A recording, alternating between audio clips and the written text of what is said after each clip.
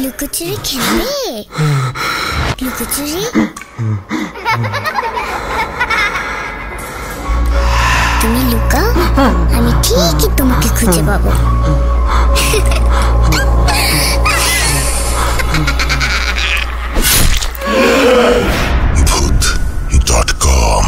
সাম্প্রতিক সময়ে একটা পুতুল নিয়ে বেশ আলোচনা চলছে।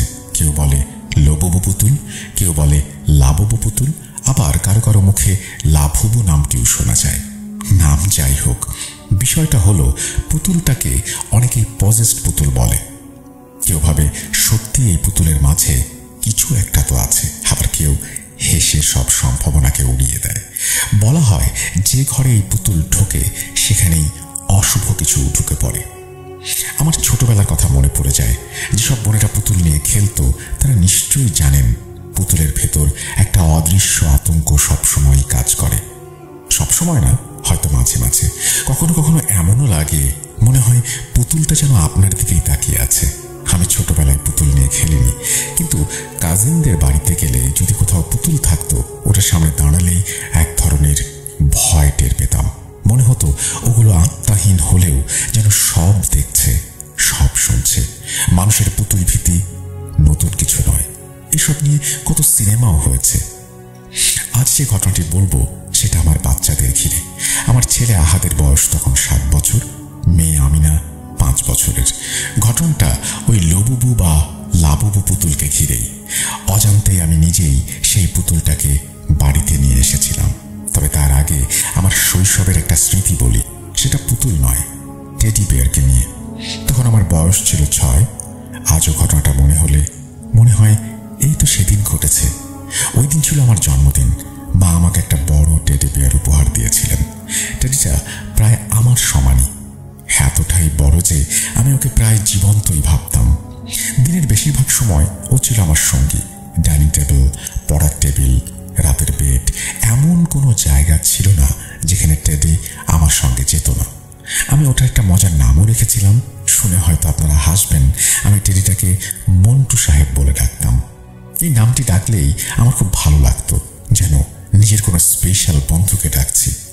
আমরা তখন যে বাড়িতে থাকতাম সেটা ছিল এক শব্দে ভয়ানক। সেখানে নানা অদ্ভুত ঘটনা ঘটত। এখন ভাবি, টেডিটা কি পজেস ছিল, নাকি বাড়িটাই সব সমস্যার মূল?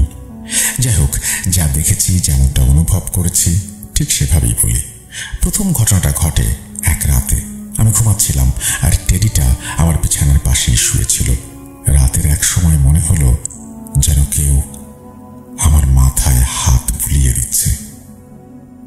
শুধু হাত রাখা নয়, 2-3 জন মানুষ নিচু স্বরে কথা বলছে। ঘুম ঘুম অবস্থায় প্রথমে আমি গুরুত্ব দেইনি, কিন্তু কথা বলার আওয়াজ যখন একটু একটু করে স্পষ্ট হতে লাগলো, তখন এক ঝটকায় উঠে বসলাম। চারপাশে শুধু অন্ধকার। তাড়াতাড়ি উঠে লাইট জ্বালালাম। ঘরের সব কিছু ঠিকঠাক, কোথাও কাউকে দেখা গেল না। টেডিটা তার জায়গায় শুয়ে। তখন নিজেকে বোঝালাম হয়তো স্বপ্ন দেখছি। আমি তো এমন ঘটনাও শুনেছি যে রাতের অদ্ভুত শব্দ অনেক সময় স্বপ্নেই হয়ে থাকে। সেই ভরসায় আবার ঘুমিয়ে পড়লাম। সকাল হলে স্কুলে গেলাম। ফিরে এসে বাকি দিনের মতোই মন্টু সাহেবের সাথে খেলতে বসে গেলাম। খেলতে খেলতে মা ডাকলেন, খেতে আয়। আমি টেডিটাকে ডাইনিং টেবিলের উপরে বসিয়ে হাত ধুতে গেলাম। হাত ধুয়ে ফিরে এসে দেখি আমার প্লেটে খাবার নেই। প্লেট খালি না, কিন্তু মনে হচ্ছিল যেন কেউ একটু একটু করে খেয়েছে। প্লেটের গায়ে আর টেবিলের উপর তরকারির দাগ। চোখ পড়তেই আমি টেডির দিকে তাকালাম। অবাক হয়ে দেখলাম টেডির হাতেও তরকারির দাগ লেগে আছে। আমার বয়স কম, সরল মন তখন ভাবল টেডিটাই বোধহয় খেয়ে ফেলেছে। কিন্তু সঙ্গে সঙ্গে মনে হলো একটা টেডি বিয়ার খাবে কিভাবে? নিশ্চয়ই ওই অদৃশ্য সত্তাই খেয়েছে, যেটা ঘরে ঘোরাফেরা করে। মা এসে দেখলেন, তিনিও অবাক। তবে মা জানতেন আমাদের বাড়িতে অদ্ভুত ঘটনা ঘটে। আমরা সবাই জানতাম মাঝে মধ্যে কিছু না কিছু হচ্ছেই। মা কিছু না বলে শান্ত গলায় বললেন, খাবি না? চল আর একটা প্লেট করে দেই। আজও মা বলেন, যদি জিন খেয়ে থাকে তাহলে টেডির হাতে তরকারির দাগ লাগলো কিভাবে? বাড়িটা সত্যি এক ভাগ ভয় আর এক ভাগ অভ্যেসে পরিণত হয়েছিল। নতুন কোনো ঘটনা ঘটলে প্রথমে ভয় পেতাম, কিছুদিন পর সব স্বাভাবিক হয়ে যেত। আরেকটা ঘটনা, একদিন আমি আর মা বাইরে কথা বলছিলাম, হঠাৎ আমার ঘরের ভেতর থেকে কিছু একটা পড়ে যাওয়ার মতো শব্দ হলো। শুধু পড়ার শব্দ নয়, যেন কোনো কিছু ভেঙে ছড়িয়ে পড়েছে। আমি আর মা দৌড়ে ঘরের দিকে গেলাম। দরজাটা বন্ধ।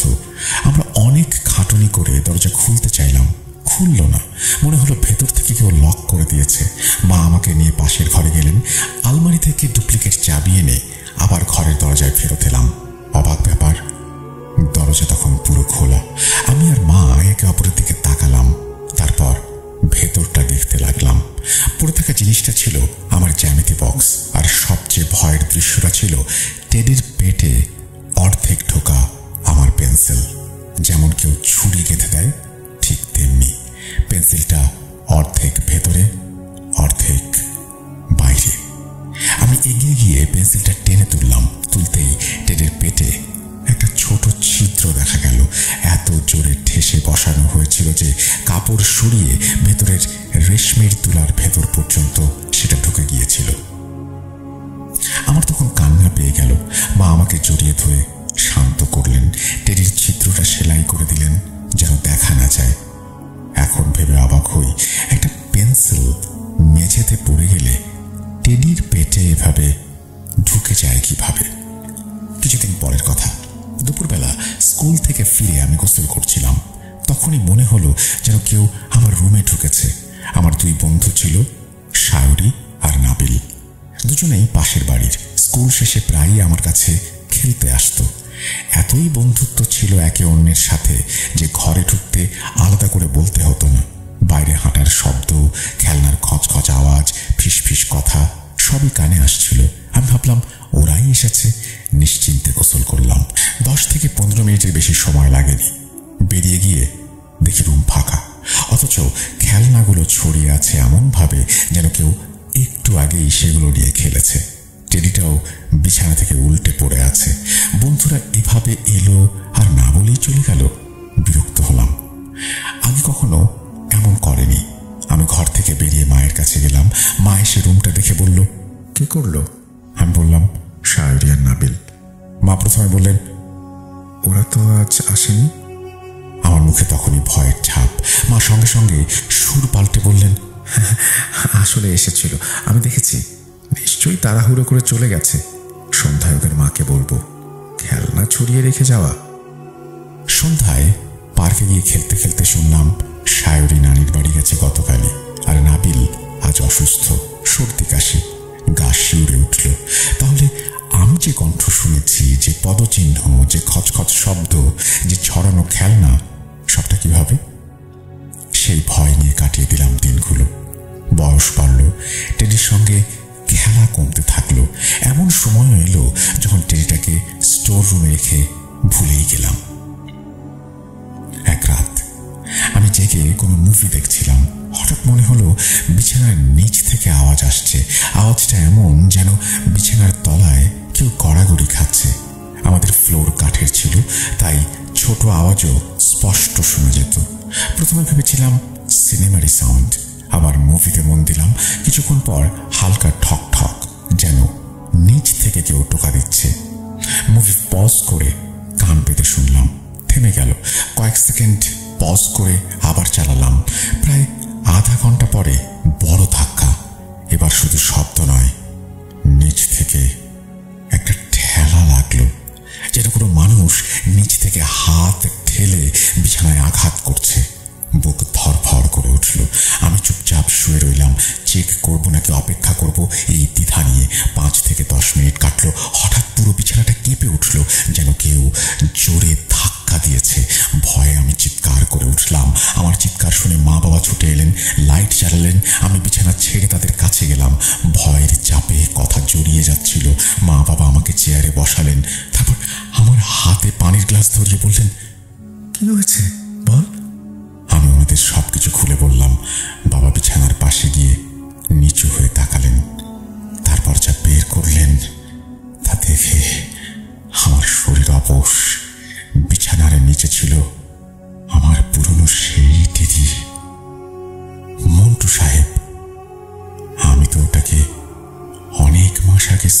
তুলে রেখেছিলাম।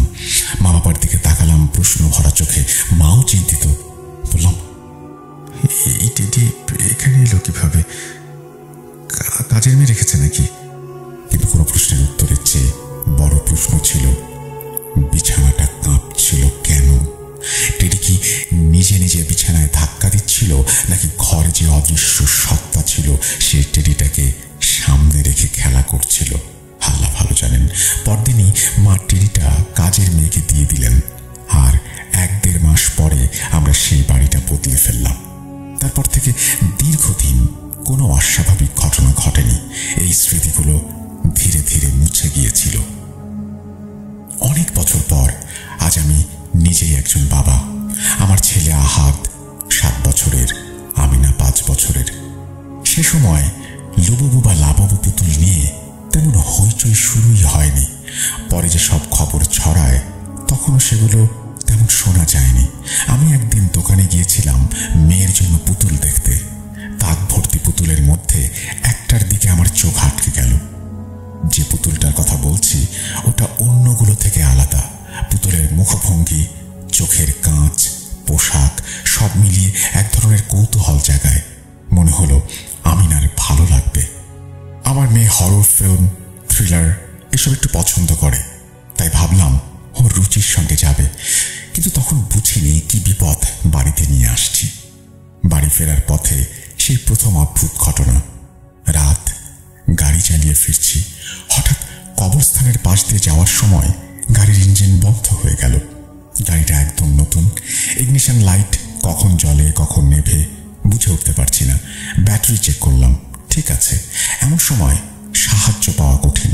কাউকে কল দেব কিনা ভাবছি, ঠিক তখনই এলো আমার স্ত্রীর ফোন। এখনো আসেনি? আমি ওনাকে ব্যাপারটা বললাম। কবরস্থানের নাম শুনেই উনি অসুস্থ বোধ করতে লাগলেন। আশ্চর্য, ওর অসুস্থতার কথা বলা মাত্রই গাড়ি নিজে থেকেই স্টার্ট নিল। আমরা মজা করে বললাম, আপনি তো দেখি বড় হাফেজা, আপনার নজরেই গাড়ি চলতে শুরু করেছে। তখন মাথায় আসেনি পেছনের সিটে রাখা পুতুলটার সঙ্গে এই ঘটনার কোনো যোগ থাকতে পারে। যাই হোক, বাড়ি পৌঁছে মেয়েকে উপহার দিলাম। আমিনা পুতুলটি দেখে খুশিতে ঢকমক হয়ে উঠল। আমার স্ত্রী হেসে বলল, আপনার মতো কেউই এমন পুতুল আনতে পারে, এটা আমার দরকার ছিল। আমি মজা করে উড়িয়ে দিলাম কথাটা। পরের রাত বাড়ি ফিরে দেখলাম আমার স্ত্রী অনেক অস্থির হয়ে আছেন।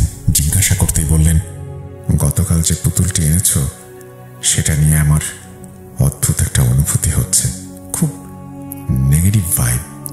তুমি কি এটাকে ফেলে দিতে পারবে? আমি অবাক। কালই তো উপহার দিলাম, আজই ফেলে দেব কারণ ছাড়াই? একটা কথা বলে রাখি, আমার স্ত্রীর 6ষ্ঠ ইন্দ্রিয় খুব তীক্ষ্ণ। অনেক সময় আগে থেকে এই বিপদের গন্ধ উনি টের পেয়ে যান। আমি জিজ্ঞেস করলাম, কিছু দেখেছ? তিনি বললেন, না কিছু দেখিনি, কিন্তু বুঝতে পারছি সমস্যা আছে। 2-4 দিন যেতে না যেতেই আমিও বাড়িতে এক ধরনের অন্ধকার ভাব অনুভব করতে শুরু করলাম। লাইট জ্বলছে, তবু মনে হচ্ছে আলো কম। শ্বাসরোধ করছে যেন কেউ। এক সন্ধ্যায় আমরা সবাই ডাইনিংয়ে বসে খাচ্ছি। আমি না খেয়ে নিজের রুমে গেল। কিছুক্ষণ পরই তড়িঘড়ি করে ফিরে এসে চিৎকার দিয়ে, মা, বাবা আসো। তার মুখ দেখে বোঝা যায় কি ভয়ই না সে পেয়েছে। কিছু কিছু বাচ্চারা সাধারণত জিন ভূত এসব ভাবনায় ভয় পায় না, কিন্তু নিজের মেয়েকে এমন আতঙ্কে কাঁপতে দেখে বুকটা কেঁপে উঠল। আমি দ্রুত রুমে গেলাম। চেয়ারে লবুবু পুতুল বসে। আমি শান্ত গলায় জিজ্ঞেস করলাম, কি হয়েছে? আমিনা বলল, বাবা, এই পুতুলটার চোখ নড়ছিল। আমি নিজেকে বুঝিয়ে বললাম, কাপড়ের পুতুলের চোখ নড়বে কিভাবে? প্লাস্টিকের পুরনো পুতুলের চোখ খোলে বা বন্ধ হয়, কিন্তু এই ধরনের পুতুলে এটা সম্ভব না। তবুও আমি পুতুলটার দিকে তাকিয়ে রইলাম কিছুক্ষণ। কোনো নড়াচড়া দেখিনি। তবু মেয়ের কথা এড়িয়ে যেতে পারলাম না। বললাম, মা, তুমি ভুল দেখে থাকতে পারো। আমিনা জোর দিয়ে বলল, না বাবা, আমি কসম খেয়ে বলছি আমি দেখেছি। আমার বাচ্চারা মিথ্যা বলে না, ওরা প্র্যাঙ্কও করে না। এমন সময় আহাদ, যে পাশে বসে সব কথা শুনছিল, বলল, পুতুলটা আমাকে দাও, আমি রাখবো। আমি রাজি হয়ে গেলাম। আমিনাও রাজি হয়ে গেল। আমরা ঘুমোতে গেলাম। পরদিন অফিস থেকে ফিরে ডাইনিংয়ে বসতেই লক্ষ্য করলাম আহাদ অস্বাভাবিক রকমের চুপচাপ। আমি জিজ্ঞেস করতেই এড়িয়ে গেল। কয়েকবার জিজ্ঞেস করার পর বলল, ঠিক আছে তো সব। খাওয়া শেষ, আমি টিভি অন করলাম। আমার স্ত্রী তার ফোনে ব্যস্ত। আচমকা লন্ড্রি এরিয়ার দিক থেকে প্রচন্ড একটা ধামাকা, যেন শর্ট সার্কিট।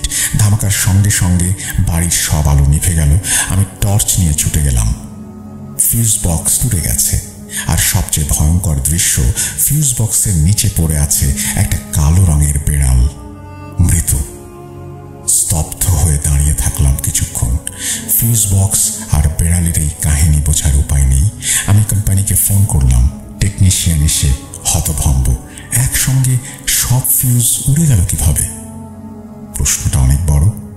2-3 দিন পর, সম্ভবত রবিবার, আমি বাড়িতেই। ভাবলাম, আহাত কেন এখনো ঘুম থেকে উঠছে না দেখি তো। দরজায় নক করলাম, সাড়া নেই।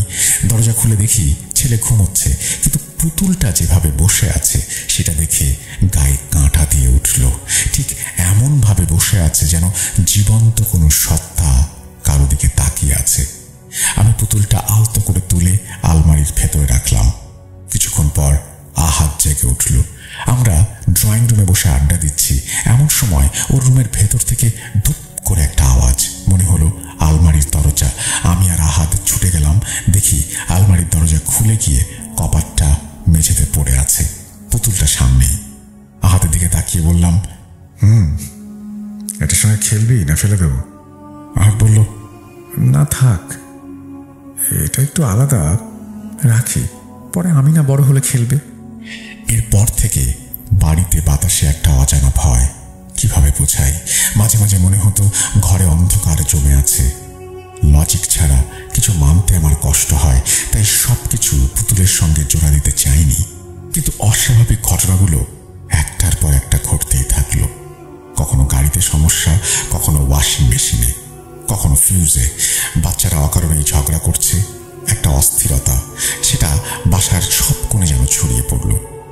আমার স্ত্রী বারবার বলছিলেন, নেগেটিভ কিছু একটা আমি টের পাচ্ছি। আমার হাস্যরস তখন থেমে গেছে। তারপরেও বলেছিলাম, কাল যদি তোমার দিক থেকেও নেগেটিভ ভাইব আসে, তাহলে কি তোমাকেও বাড়ি থেকে বের করে দেব? হেসে বলেছিল সে। হ্যাঁ। আমরা হেসেছি, কিন্তু মনে ভয় বাসা বেঁধেছিল। একদিন আহাদ আমাকে রুমে ডেকে হোমওয়ার্ক দেখাচ্ছিল। আমি খাতায় চোখ রাখছি। রুমের এক কোণে চেয়ারে পুতুলটা ছিল। হঠাৎ আহাদ চিৎকার করে বলল, বাবা দেখো। চোখ তুলে দেখি চেয়ারে যে পুতুলটা ছিল, কয়েক সেকেন্ডের ব্যবধানে সেটা অন্য একটা জায়গায়। ওভাবে ওপরে ওঠানো সম্ভব না। আমি হতভম্ব। ঠিক তখনই বাড়ির বাইরে থেকে আমার স্ত্রী ডাকলেন, দ্রুত এসো। বেরিয়ে দেখি পুরো ঘরে ডিজেলের তীব্র গন্ধ। আমার বেসমেন্টে জেনারেটরের জন্য কয়েকটা ডিজেলের ড্রাম রাখা আছে। ক্যাম্পিংয়ে গেলে কাজে লাগে বলেই সবসময় স্টোর করে রাখি। গন্ধটা সেখান থেকেই। আমি সিঁড়ি বেয়ে নেমে দেখি 3টা ড্রাম মাটিতে পড়ে আছে, মেঝে জুড়ে ডিজেল। আর পাশে পড়ে আছে আমার সিগারেট লাইটার, যেটা আমি সবসময় ড্রয়ারের ভেতরে লক করে রাখি। মাথা ঝিমঝিম করে উঠল। এত সব একসঙ্গে ঘটছে কেন? ডিজেল পরিষ্কার করে ওপরে উঠে আমি তৎক্ষণাৎ ফোন করলাম গোপালপুর, আমার নানাকে। ছোটবেলা থেকেই আমি দেখেছি, আমাদের আশেপাশে কারো যদি জিন জাদুর সমস্যা হয় তবে নানার কাছে আসতো। নানা পড়াশোনা জানা মানুষ। আমি তাকে সব বলিনি, তবু বললাম, বাড়িতে অদ্ভুত এক ঘুম ঘুম ভাব। আলো জ্বলছে, তবু অন্ধকার থেকে। কয়েকটা দুর্ঘটনা ঘটতে গিয়েও ঘটেনি। আজ ডিজেলের ব্যাপারটা হলো। আল্লাহর রহমতে অনেক কিছুই হতে পারত, কিন্তু হয়নি। নানা বললেন, 1 ঘন্টা পর কথা বলি। ঠিক 1 ঘন্টা পরে ফোন এলো। নানার প্রথম প্রশ্ন, তুমি কি কয়েকদিন আগে একটা পুতুল এনেছো? পুতুল কথাটা শুনে আঁতকে উঠলাম। উনি কিভাবে জানলেন? বললাম, হ্যাঁ, আমিনার জন্য এনেছিলাম। নানা বললেন, যত দ্রুত সম্ভব এটাকে সরাও, কিন্তু ফেলে দিও না। আমি যেভাবে বলবো সেভাবে করবে। নানা আমাকে কিছু আয়াত শিখিয়ে দিলেন। বললেন কিভাবে পড়তে হবে, কিভাবে শ্বাস বন্ধ রেখে মনোসংযোগ করতে হবে, কিভাবে পবিত্র মনে আল্লাহর নাম নিয়ে আশ্রয় চাইতে হবে। বারবার সাবধান করে দিলেন, ফেলে দিও না। কাজ শেষ না করলে সেটা অন্য কারো ঘরে গিয়ে আরো বড় ক্ষতি করতে পারে। আমি নানার সব নির্দেশনা মন দিয়ে শুনলাম। রাতেই কাজটা করব ঠিক করলাম। ঘরের দরজা জানালা ভালো করে খুলে দিলাম যেন ধোয়া বেরিয়ে যেতে পারে। রান্নাঘরের পাশে ছোট্ট উঠোনে একটা ধাতুর ট্রে রেখেছি, তার উপর শুকনো কাঠ আর কাগজ। পুতুলটা নিয়ে সেই ট্রের উপরে রাখলাম। নিঃশব্দ নিস্তব্ধ মুহূর্ত। বাচ্চারা আর আমার স্ত্রী সেই ঘরে নেই। আমি আয়াত পড়া শুরু করলাম। পড়তে পড়তে বুকের ভেতরে কাঁপুনি। মনে হচ্ছিল যত সম্ভব স্থির থাকতে হবে। তারপর আগুন ধরালাম। পুতুলের পোশাকে আগুন লেগেই ছড়িয়ে পড়ল। ঠিক তখনই যা ঘটল তার কথা বলতে গেলে এখনো আমার হাত ঠান্ডা হয়ে আসে। পুতুলটা ধীরে ধীরে আমার দিকে যেন তাকালো। আমি আয়াত পড়তে শুরু করলাম। আল্লাহর রহমতে কোনো অঘটনের পরে ঘটেনি। এরপর থেকেই বাড়ির পরিবেশটা কেমন যেন বদলে গেল। যে অন্ধকারের ভার আমি অনুভব করতাম সেটা উবে গেল। বাতাস হালকা। বাড়ির লাইট জ্বালালে আলো যেন সত্যিই আলো হয়ে ওঠে। বাচ্চাদের অকারণ ঝগড়া কমে গেল। ওয়াশিং মেশিন, গাড়ির মতো জিনিসগুলো অদ্ভুতভাবে নষ্ট হয়ে যাওয়া বন্ধ হয়ে গেল। আমরা কয়েকদিন অপেক্ষা করলাম। দেখলাম আগের মতো শান্তি ফিরে এসেছে। তখন সত্যি মনে হলো নানার কথাই ঠিক। একটা কথা স্পষ্ট করে বলি, আমি কুসংস্কারাচ্ছন্ন নই। কোনো ঘটনাকে অলৌকিক বলার আগে যুক্তি খুঁজি। তাই তো প্রথম দিন আমিনার কথায় আমি বিশ্বাস রাখতে পারিনি। কাপড়ের পুতুলের চোখ নড়বে কিভাবে, এটাই ছিল আমার যুক্তি। আরো কিছু মুহূর্ত মনে পড়ে যখন আমার স্ত্রী বলেছিল এই পুতুলটা বাইরে নিয়ে গিয়ে ফেলে দিতে। তখনও নিজেকে কঠোর করেছি, কিন্তু শেষ পর্যন্ত অঘটন এড়াতে পারিনি। যাই হোক, এই বলেই মোটামুটি তিনি তার ঘটনা শেষ করেছেন এবং আমার মনে হয় যে এই ঘটনাটা আপনাদের ভালো লেগেছে। আমরা চলে যাব আমাদের পরবর্তী ঘটনায়।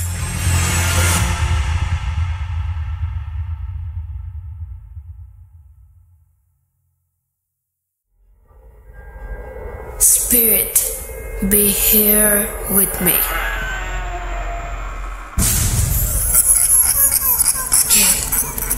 Get to me. Book.com. The fear returns with Russell. Welcome back. আপনাদের সবাইকে স্বাগত জানাচ্ছি আমি রাসেল। আশা করছি আপনারা সবাই ভালো আছেন, ভালোর দলে আছেন। আমিও ভালো আছি, ভালোর দলে আছি। আর ইমেইলের পরে এখন সরাসরি চলে যাব ঘটনায়, অর্থাৎ অডিও ক্লিপের ঘটনায়। চলুন শুরু করা যাক। আসসালামু আলাইকুম রাসেল ভাই, আসসালামু আলাইকুম লিসেনার। আমি কাতার প্রবাসী, আমি মোহাম্মদ ইমরান। আমার বাসা কুমিল্লা জেলার মুরাদনগর থানার দাররা ইউনিয়নের একটা গ্রামে। প্রথমে বলে রাখি ভাই, আমি শুদ্ধ ভাষা তেমন একটা পারি না, বলতে পারি না। তো আমি আমার ভাষায় বলতেছি ভাই ঘটনাটা। তো এই ঘটনাটা হচ্ছে, আমি তখন দেশে ছিলাম, আমি রেন্টে কার চালাইতাম। তো রেন্টে কার কি সেটা তো সবাই জানেন আপনারা, যে বিয়ে শাদির টিপ, তারপরে এয়ারপোর্টের টিপ, বিভিন্ন জায়গার টিপ হয়। তো ঘটনাটা 2018 লাস্টে কি 19-এর শুরুতে হবে, তখন আমি রেন্টে কার চালাই। তো একদিন আমার গ্রাম থেকে 3-4টা গ্রাম পরে আমার একটা টিপ পড়ে সিলেটে। তো মেয়ের বাড়ি আমাদের গ্রামের ওইখানে, আর ছেলের বাড়ি হচ্ছে সিলেট। তো মেয়ের বিয়ে হয়েছে, উঠায় আনতে যাবে আর কি, বউবাদ টাইপের কিছু একটা এরকম। তো আমার যে টিপ দিছে, তো ওনারা আগেই আমার বইলা দিছে যে আমি হেল্পার নিতে পারবো না। আপনারা তো জানেন যে আমাদের সাথে হেল্পার থাকে। তো আমার বইলা দিছে হেল্পার নিতে পারবো না। তো ভোরে ভোরে রওনা হইতেইব। তা আমাদের কুমিল্লা থেকে সিলেট যাইতে মোটামুটি, তখন তো রোড এত ভালো ছিল না, এখন তো একটু একটু ভালো, তখন এত রোড ভালো ছিল না। তো লাগে যেত মোটামুটি 8-9 ঘন্টা লাগতো। তা আমি ভোর 4টার দিকে রওনা করছি। তো আমি যাত্রী নিয়ে আপনার 2টা-3টা নাগাদ, 3টা-4টা নাগাদ সিলেটে পৌঁছাই। তারপরে ওইখানে যাওয়ার পরে খাওয়া দাওয়া করলো, সবাই বসলো, রেস্ট করলো, কথাবার্তা করলো। মানে বেরোতে বেরোতে মোটামুটি রাতের 9টা বেজে গেছে। তো তখন আমি রাতের 9টায় আমি টান দিই গাড়িটা ওইখান থেকে। তো তো আসার সময় ভালোই পুরোটা রাস্তা আইলাম। তারপরে ব্রাউনবাড়িয়া পার হওয়ার পরে যখন কুমিল্লা শুরু হয়েছে ওই পর্যায়ে একটা স্টেশন আছে এখানে মিরপুর। এখানে যারা চলাচল করে তারা জানে, স্টেশনগুলো জানে। তো মিরপুর আছে, মাধবপুর আছে। তো ওই মিরপুর মাধবপুর স্থানের মাঝামাঝি একটা জায়গা আছে, ফাঁকা জায়গা, মানে মিরপুর স্টেশন থেকে মাধবপুর স্টেশন যাওয়ার যে ফাঁকা জায়গাটা, তো আমার গাড়িটা ওইখানে আছে। তা আমার সামনে একটা প্রাইভেট কার আছে, আর আমার স্পিড তখন 60 কি 70 এরকম হবে। তো আমি যখন প্রাইভেট কারটার প্রায় ওভারটেক করবো এরকম জায়গায় আর কি, তো আমি দূর থেকে দেখতেছি যে সামনে একটা ট্রাক হয়তো বা নষ্ট হয়ে গেছে বা টায়ার পাংচার হয়ে গেছে, ট্রাকটা সাইডে রাখা আছে। এই একটা চাকা রাস্তার উপরে আর একটা নিচে, মানে এখান দিয়া গাড়ি যাতায়াত করতে পারে। তো প্রাইভেট কারটা যাইতেছে, হঠাৎ প্রাইভেট কারটা মানে ট্রাকটা ছিল বাম সাইডে, তো হঠাৎ প্রাইভেট কারটা ডান সাইডে হঠাৎই মোড় নিল। তো মোড় নেওয়ার পরে আমি মোড় নিতে পারলাম না, কারণ আমারটা মাইক্রো। তো আমি সোজা উঠাইলাম, আমি দেখলাম যে ট্রাকের নিচ থেকে কি যেন একটা হামাগুড়ি দিয়ে বেরোইতেছে ভাই। তো আমি ওইটার উপর দিয়ে চালাই দিছি, তো আওয়াজ হয়েছে, একটা অনেক বড় একটা আওয়াজ হয়েছে। তা আমি ব্রেক করছি সাথে সাথে। আমি মনে করছি কি যে হইতে পারে ভাই যে ট্রাক নষ্ট হয়ে গেছে, ঠিক করতেছে ট্রাক, হয়তো বা নিচ থেকে কোনো ট্রাকে লোক আছে, ও বের হয়েছে, আমি ওর উপরে উঠাই দিচ্ছি। তো আমি সাথে সাথে ব্রেক করি। তো আরেকটা জিনিস ভাই বলে রাখি, তো ওই টাইমটা মোটামুটি রাতের 12টা-1টা বাজে, তখন একটা, হ্যাঁ এরকম হবে, 12টা-1টা বাজে। তো পিছনে যাত্রী সবাই ঘুমায় গেছে। তা আমি ব্রেক করার পরে যাত্রী সবাই সোজা হয়েছে, কি হয়েছে, পরে আমি নামলাম। নাইমা আমার সাথে আরেকজন ছেলে ছিল, মেয়ের যে ভাই, ও আমার সাথে বসছে, উনিও নামলো। বাকিরা গাড়ির ভিতরেই ছিল, ওরাও নামলো। নামার পরে আমি চেক করলাম। আমি চেক করে দেখলাম যে সাইডে হইতে পারে না যে ভাই কারোর উপরে উঠাই দিলাম, কোনো মানুষের উপরে। তো আমি চেক করতেছি, সাথে ওই লোকটাও নামছে, মেয়ের ভাইটাও নামছে। আপনি বিশ্বাস করবেন না রাসেল ভাই, আমি ট্রাকটা পুরাটা দেখলাম। এরপরে রাস্তার সাইডের যে জমি আছে ওইখানে পুরোটা চেক করলাম, রাস্তা চেক করলাম, সামনে পিছে মোটামুটি অনেকটা খালি জায়গা। এখানে যে বাড়িঘর আছে, যে পলায় যাবো কোথাও বা কোথাও যাইবো, মানে এমন কোনো খালি জায়গা নাই। যদি কুকুরও হয়, যদি সেটা আমার মনের ভুল যদি হয়, কুকুরও হয়, তাহলেও কিন্তু ভাই এটা যে দৌড়ে যে যাইবো আমি দেখবো। আর ওইটা যখন হামাগুড়িতে বের হইছে, ওইটা আকৃতিটা কেমন ছিল ওইটা আমি একটু বলি। শুধু মানে আমি চোখ দুইটা দেখতে পারছি দূর থেকে, লাইটের আলোতে চোখ দুইটা দেখতে পারছি যে একদম লাল ভাই, একদম রেড চোখ দুইটা। আর বাকি শরীরের যে মুভমেন্ট, ওইগুলা হামাগুড়ি টাইপের কিছু দিয়ে বের হইছে, এই টাইপেরই কিছু একটা। তেমন ওই যে দাঁত বড় বড়, চুল বড় বড়, এগুলা কিছুই না, শুধু চোখগুলা লাল ঝুলে রয়েছে ভাই। আমি শুধু এটাই দেখছি। তো দেখার পরে গাড়িতে উঠলাম। তো আরেকটা জিনিস ভাই বইলা দিই, এখানে মেয়ের যে ভাই, উনি ঢাকাতে ওভারে গাড়ি চালাইতো। তো ওনার মোটামুটি এ ব্যাপারে ধারণা আছে, এগুলা রাতের বেলা চলাফেরা করলে এরকম হয়, ওনার ধারণা আছে। উনি আমার কি করলো, উনি বলল যে ভাই গাড়িতে উঠালাম, সমস্যা নাই, কিছু হয় নাই, গাড়িতে ওঠেন, গাড়ি টান দেন। পরে ভাই গাড়িতে উঠলাম। তা আমি তো চিন্তা করতেছি কি হইলো, এটা কি হইলো। উনি গাড়ি টান দিতে বললো, আমি গাড়ি টান দিলাম। দেওয়ার পরে উনি আমারে জিজ্ঞেস করতেছে, ভাই আপনি কি কিছু দেখছেন? আমি বললাম হ্যাঁ ভাই আমি তো কিছু দেখছি। আমি জিজ্ঞাসা করলাম যে আপনি কিছু দেখছেন? উনি বললো হ্যাঁ দেখছি, এটা সমস্যা না, রাস্তাঘাটে এমন অনেক কিছু হয়। তো ভাই ঘটনাটা আসলে কিন্তু এখানেই সমাপ্ত না, ঘটনাটা মূলত এখান থেকে শুরু হইলো আমার সাথে। তো এখন টান দিছি, আমার গ্রামে আসতে এখনো মোটামুটি প্রায় আপনার 20 কিলোর মতো রাস্তা বাকি আছে। তা আমি টানতেছি গাড়ি, মোটামুটি টানতেছি আপনার 70-80তেই টানতেছি। তো আস্তে আস্তে ওই গ্রামে মাঝখানে আর কোনো সমস্যা হয় নাই। বা আস্তে আস্তে গ্রামে, ওনার গ্রামে আস্তে আস্তে ওদেরকে নামাইছি, মোটামুটি 2টা, 2:30, 3টার মতো বাজে। পাইজে গেছে। তখন না আমার ভাড়াটারা মিটাই দিল। এর মধ্যে ভাই ওই ঘটনা কিন্তু আমি টোটালি মাথায় নিয়ে নেই। তো ওই সময় আমার বয়সও তেমন না, কম বয়স, আমার বয়স তখন 19-20 কি চলতেছে এমন। তো এখন ভাড়াটারা মিটাই দিছে, টুকটাক আমার বকশিসও দিছে, তা আমি খুশি। তো এগুলা নিয়ে আমি এখন আইসা করবো। ওই টাইমে ওই যে মেয়েটার ভাইটা উনি বলতাছে যে ভাই রাত তো অনেক হয়ে গেছে, আপনি তো এখন একা একা বাসায় দেবেন, আপনি যাইেন না, আজকে আমাদের সাথে থেকে যান, আমার বাসায় থেকে যান। তো এই কথা বলছে। তো আমি আবার ওই ঘটনাটা ভুলে গেছি, আমার মনে নেই। উনি বলার পরে ঘটনাটা আমার মনে হয়েছে যে আরে আমার সাথে তো এই ঘটনাটা ঘটছে। তো এখন আমি থাকতেও পারতেছি না, আবার মনে মনে ভয়ও পাইতেছি। কিসের জন্য? আমি ভাই সকালে আমার আরেকটা টিপ আছে, তা আমি তাড়াতাড়ি গাড়ি নিয়ে বাসায় যেতে হবো এবং গাড়ি পরিষ্কার করে আমি সকালে আবার টিপ আছে, আমার ভোরে ফজরের আজানের সময় আমার টিপ আছে, তা আমি আসতে হইব, বাধ্যতামূলক আমার আশা করতে হইব, আমি ওখানে থাকতে পারতেছি না। তা আমি বললাম ওনারে যে এই অবস্থা। তারপরে উনি আমার অনেক জোরাজোরি করলো যে ভাই আপনি থাইকা যান, রাস্তায় তো একটা ঝামেলা হয়েছে, কোনো সমস্যা হইতে পারে, আপনি থাইকা যান। তো উনি এই কথা বলার পরে আমার মোটামুটি একটা ভয় এসে গেছে ভিতরে। এরপর উনি জোরাজোর করলো, তো এখন আমার তো কিছু করার নেই, থাকতে পারবো না আমি। তো আমি ভাড়াটারা নিয়ে আল্লাহর নাম নিয়ে গাড়ি টান দিলাম। তো ওই গ্রাম থেকে আমার বাসায় আসতে, মানে আমার গাড়ির গ্যারেজে আসতে মোটামুটি আধা ঘন্টার মতো টাইম লাগবো। আমি যদি ভালো করে টাইমে আসি তাহলে আধা ঘন্টার মতো টাইম লাগবো। আর ওইটা টোটালি গ্রাম সাইড, ওইটা গ্রাম সাইড, রোড পাকা আছে, তো গ্রাম সাইড।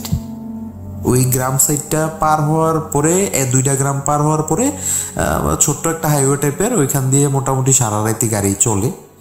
এরপরে আবার আমার বাড়িতে আসতেও একটা গ্রাম সাইড।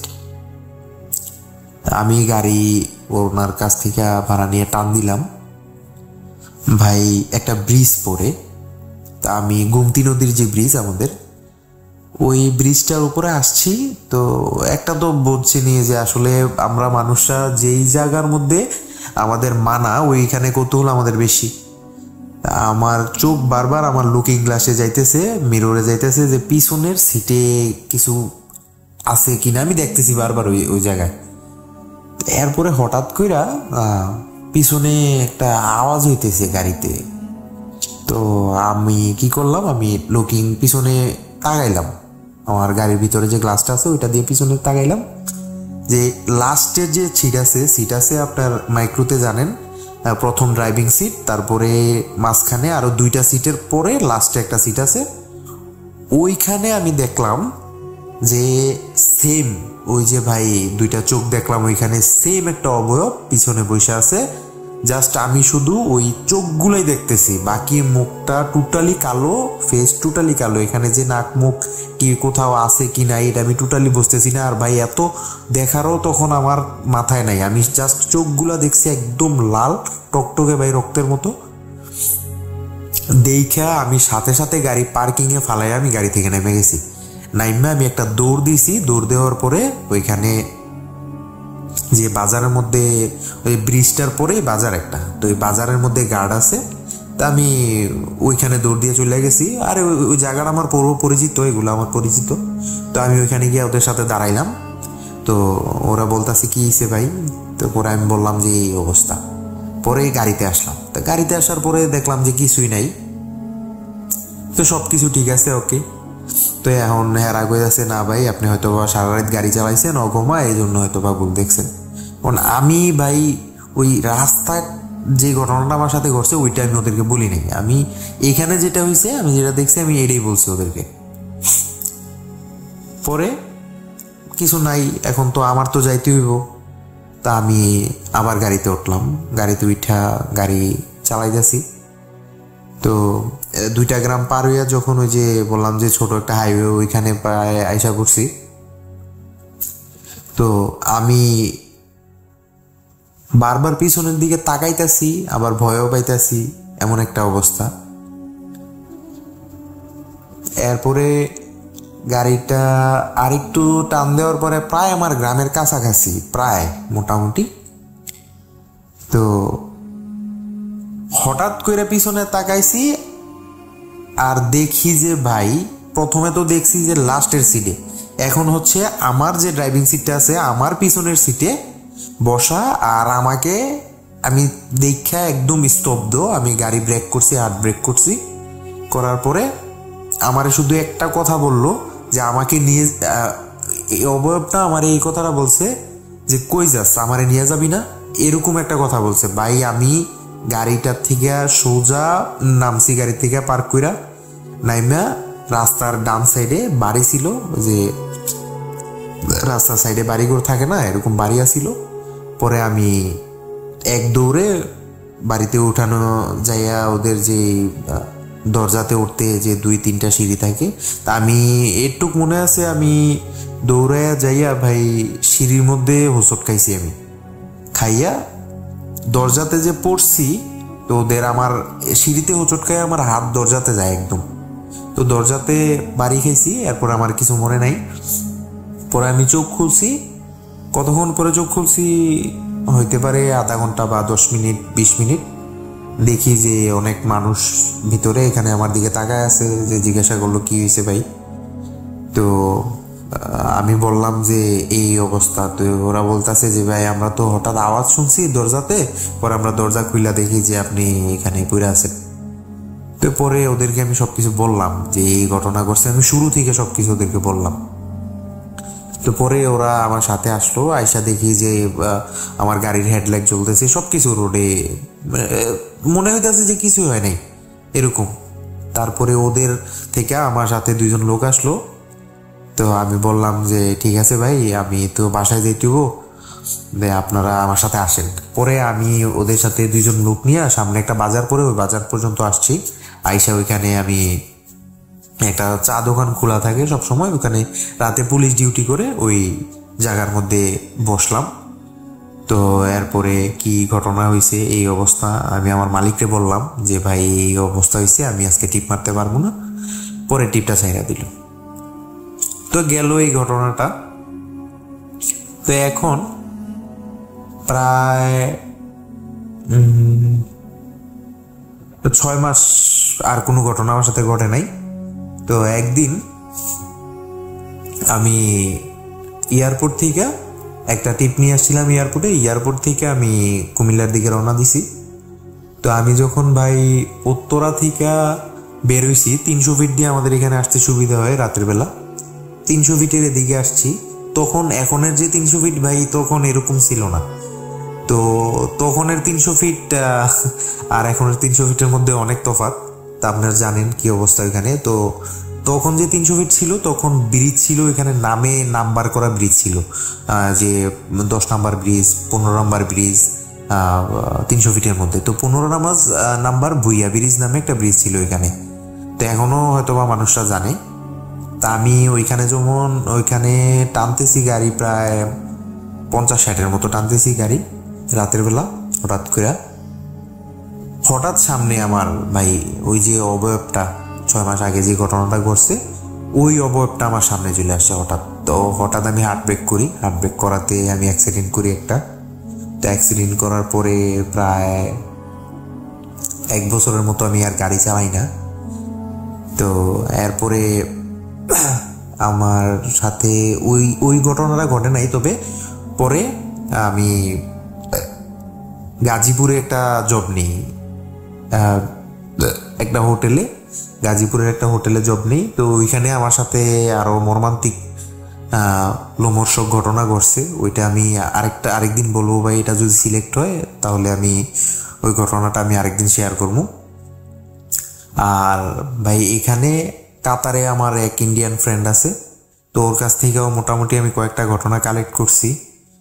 তো ওই ঘটনাও আমি শেয়ার করবো। যদি আপনারা এই ঘটনাটা রাসেল ভাই সিলেক্ট হয়, তাহলে আমি অবশ্যই ওই ঘটনাগুলো সিলেক্ট করবো। আর আমি ভাই ভূত এফএম যখন থেকে চলে, তখন থেকে আমি আপনার অনেক বড় ফ্যান, ভক্ত ভাই আমি। তো এতদিন ঘটনা পাঠাই নাই, এখন আসলে নিজের দায়িত্ব থেকে পাঠাইলাম। এখন আমার এখানে ভাই 2:31 বাজে রাতের, আমি এখন রেকর্ড করতেছি। আচ্ছা যাক ভাই, ভালো থাকবেন, আসসালামু আলাইকুম।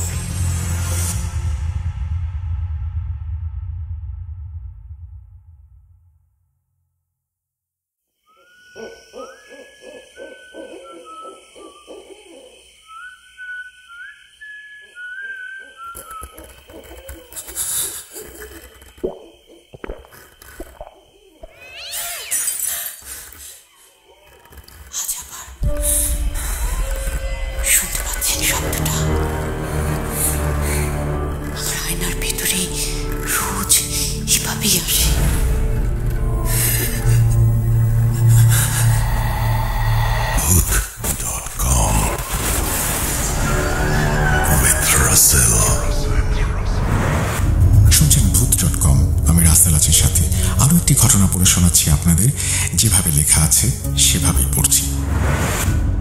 আসসালামু আলাইকুম রাসেল ভাই, কেমন আছেন জিজ্ঞেস করব না, জানি আপনি সবসময় ভালোর তলে।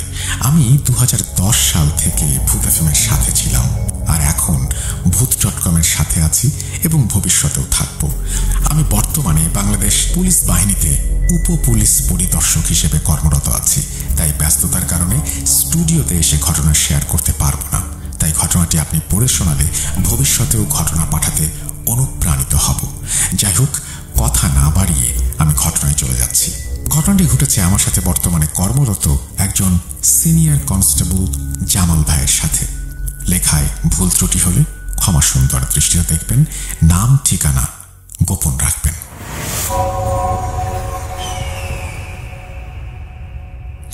7 বছর আগের ঘটনা। কুয়াশা ভেজা এক শীতের সকালে কনস্টেবল জামাল ভাই অন্য দিনের মতো ভ্যানে করে লাশ নিয়ে যাচ্ছে মর্গে। থানার লাশ মর্গে নিতে হলেই জামাল ভাইকে খোঁজা হয়। দীর্ঘদিনের অভিজ্ঞতা আছে তার। অন্যেরা ইচ্ছে করেই লাশ নেয়ার ডিউটিকে এড়িয়ে যায়, কিন্তু জামাল ভাই বিষয়টাকে দায়িত্ব মনে করে সাহসিকতার সাথে সেই কাজ সম্পন্ন করে। শীতের শুনশান নীরব রাস্তায় ভ্যান ড্রাইভার নারায়ণ বাবু ভ্যান চালিয়ে যাচ্ছেন আনমনে। হঠাৎ লাশটি নড়ে চড়ে ওঠে। সাহসী জামাল ভাই বিষয়টিকে প্রথমে পাত্তাই দেয় না। দ্বিতীয়বার যখন একই ঘটনা ঘটে তখন জামাল ভাই বিষয়টিকে গুরুত্ব দেয়। তখন লাশের গায়ে হাত দিয়ে জামাল ভাই দেখে। এবার আলতো করে জামাল ভাইয়ের হাতটি সরিয়ে দিল লাশটি। দীর্ঘদিনের অভিজ্ঞতায় এমন ঘটনা এই প্রথম। শরীরে তেমন কোনো আঘাতের চিহ্ন না থাকায় চাটাই দিয়ে বাঁধা হয়নি লাশটি, একটা চাদর দিয়ে ঢাকা হয়েছে মাত্র। কিছুটা ভয়ে ভয়ে তিনি ডাকলেন ভ্যান ড্রাইভারকে, কিন্তু কণ্ঠ দিয়ে কোনো স্বর বের হলো না। ভ্যান ড্রাইভারের দীর্ঘদিনের অভিজ্ঞতা আছে লাশ টানায়। নিজের থানা ছাড়াও পার্শ্ববর্তী থানা থেকে ডাক পড়েছে তার। বিশেষ করে কবর থেকে লাশ তুলে মর্গে নেয়া বা পচা গলা লাশ টানতে নারায়ণের জুড়ি মেলা ভার। তবে তার চাওয়া থাকে একটু বেশি। এই অতিরিক্ত চাওয়ার পেছনে তার যুক্তিও চমৎকার। সে বলে সে যে নেশা করে তার দাম বেড়েছে, সেজন্যই তার এই অতিরিক্ত চাওয়া। লাশের নিকটাত্মীয় থাকলে খুব করে আদায় করে নেয় সেই ভ্যান ড্রাইভার। অশনাক্ত লাশ হলে সব টাকা দিতে হয় তদন্তকারী কর্মকর্তাকে। আজও তেমনই ঘটনা ঘটেছে। লাশ পাওয়া গেছে খোলা মাঠে কাশবনের মধ্যে। শীতের সময় থাকায় লাশ পচেনি, তবে 2-3 দিন আগের লাশ সেটা বোঝা যাচ্ছে। তদন্তকারী কর্মকর্তা শ্রোথাল রিপোর্ট তৈরি করে গতকাল সন্ধ্যায় তার ভ্যানে করে লাশ এনে রেখেছে থানায়। জেলা সদরের দূরত্ব প্রায় 40 কিলোমিটার। তাই প্রয়োজনীয় কাগজপত্র ও লাশ নিয়ে ভোরেই রওনা দিয়েছে জামাল ভাই ভ্যান গাড়ির ড্রাইভারের সাথে। এক পাহাড়ের ওজন ভর করেছে জামাল ভাইয়ের কণ্ঠে। কোনো শব্দই বের হচ্ছে না সেখান থেকে। লাশটির চোখ খোলা, বড় বড়, পলকহীনভাবে সে তাকিয়ে আছে জামাল ভাইয়ের দিকে। গ্রামের কাঁচা রাস্তা মারিয়ে চলছে ভ্যান। উঁচু নিচু অসমান্তরাল রাস্তায় মাঝে মাঝে প্রচণ্ড ঝাঁকুনিতে লাশ সরে যাচ্ছে, আবার টেনে নিয়ে আসেন সেটা জামাল ভাই। 30 বছরের চাকরি জীবনে বেশিরভাগ সময় তার কেটেছে লাশ স্কট ডিউটিতে। কখনো ভয় তাকে আচ্ছন্ন করতে পারেনি, কিন্তু আজ অন্যরকম এক ভীতিকর পরিস্থিতি তাকে কুঁকড়ে ধরেছে। এই এক অন্যরকম অভিজ্ঞতার সাথে জীবনের ওলট পালট গল্প। ভয়ে ইচ্ছে অনিচ্ছায় তাকাতে পারছে না লাশের দিকে। আচমকা লাশটি জামাল ভাইয়ের হাত ধরে উঠতে চায়। সে সময় জামাল ভাইয়ের শরীর হিমশীতলে ঠান্ডা হয়ে আসছিল। প্রচণ্ড শক্তি দিয়ে তখন জামাল ভাই লাশটিকে চেপে ধরে ভ্যানের সাথে। লাশের চোখ থেকে বের হয়ে আসছে একরাশ ঘৃণা আর প্রতিশোধের স্পৃহা। জামাল ভাই চেয়ে আছে লাশের চোখে, লাশ চেয়ে আছে জামাল ভাইয়ের দিকে। হঠাৎ লাশটি কিছু একটা যেন বলে উঠতে চাইল। জামাল ভাইয়ের হাত পা শীতে শক্ত হয়ে গেছে, চোয়াল আটকে গেছে শঙ্কায়। এমন সময় ভ্যানের ড্রাইভার হাঁক ছেড়ে ডাক দেয়, জামাল ভাই ওঠেন, মর্গ এসে পড়েছে। হঠাৎ সঙ্গীত পেয়ে আড়মোড়া ভেঙে জামাল ভাই তাকিয়ে দেখেন সদর হাসপাতাল মর্গের দরজায়। সে লাশের দিকে তাকিয়ে এখনো দেখে যে সেই লাশটি অপলক দৃষ্টিতে তার দিকেই তাকিয়ে আছে। সেই মুহূর্তে তিনি বুঝতে পারছিলেন না এতক্ষণ যে ঘটনা ঘটল তা কি স্বপ্ন নাকি বাস্তব। কিন্তু তিনি খেয়াল করে দেখেন তার হাতের মধ্যে 4-4টি আঙুলের স্পষ্ট ছাপ আছে। হাতটা কেউ শক্ত করে ধরেছিল সেটা বোঝা যাচ্ছে। তার মানে উনি এতক্ষণ যা দেখেছেন তা সত্যি? বিষয়টা তিনি কাউকে কিছু জানাননি। আস্তে আস্তে তিনি বিষয়টা ভুলে যান। কয়েক মাস আগে একদিন প্যারানর্মাল বিষয়ে আলোচনার সময় তিনি এই ঘটনাটি আমার সাথে শেয়ার করেন। এই ছিল আমার ঘটনা। ঘটনাটি 100% সত্য। যদি ভালো লাগে পড়ে শোনাবেন। বলে রাখা ভালো, আমি তুলা রাশির জাতক। আমার নিজের সাথে ও ফ্যামিলির সাথে ব্ল্যাক ম্যাজিকের ঘটনা আছে, অনেক ঘটনা। সময় করে লিখে পাঠাবো। তারপর তিনি তার নাম, পদবি এবং ঠিকানা দিয়েছেন, সেগুলো আমি আজ নাই বা পড়লাম। আমরা চলে যাব আমাদের পরবর্তী ঘটনায়।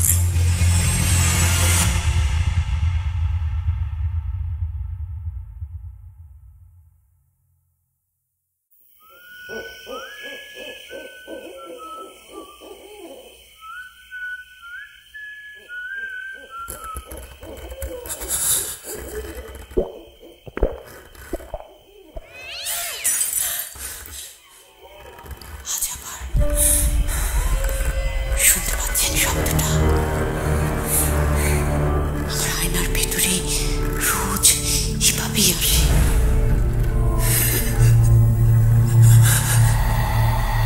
Booth.com with Russell. Welcome back. আপনাদের সবাইকে স্বাগত জানাচ্ছি। আমি রাসেল। আশা করছি আপনারা সবাই ভালো আছেন, ভালোর দলে আছেন।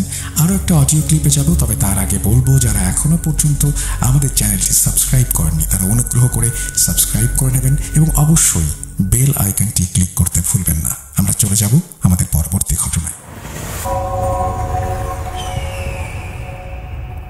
আসসালামু আলাইকুম রাসেল ভাই, আমার নাম ইয়ান। আমার বাড়ি ময়মনসিংহ জেলা ফুলবাড়িয়া থানা রাঙামাটি ইউনিয়নের একটা গ্রাম। তো আমার সাথে এই কিছু ঘটনা এবং বাড়ি কেন্দ্রিক কিছু ঘটনা আছে, যেটা শেয়ার করার জন্য রেকর্ডিংয়ে বসলাম। যদি ভালো লাগে তো শ্রোতা বন্ধুদের সাথে শেয়ার করবে।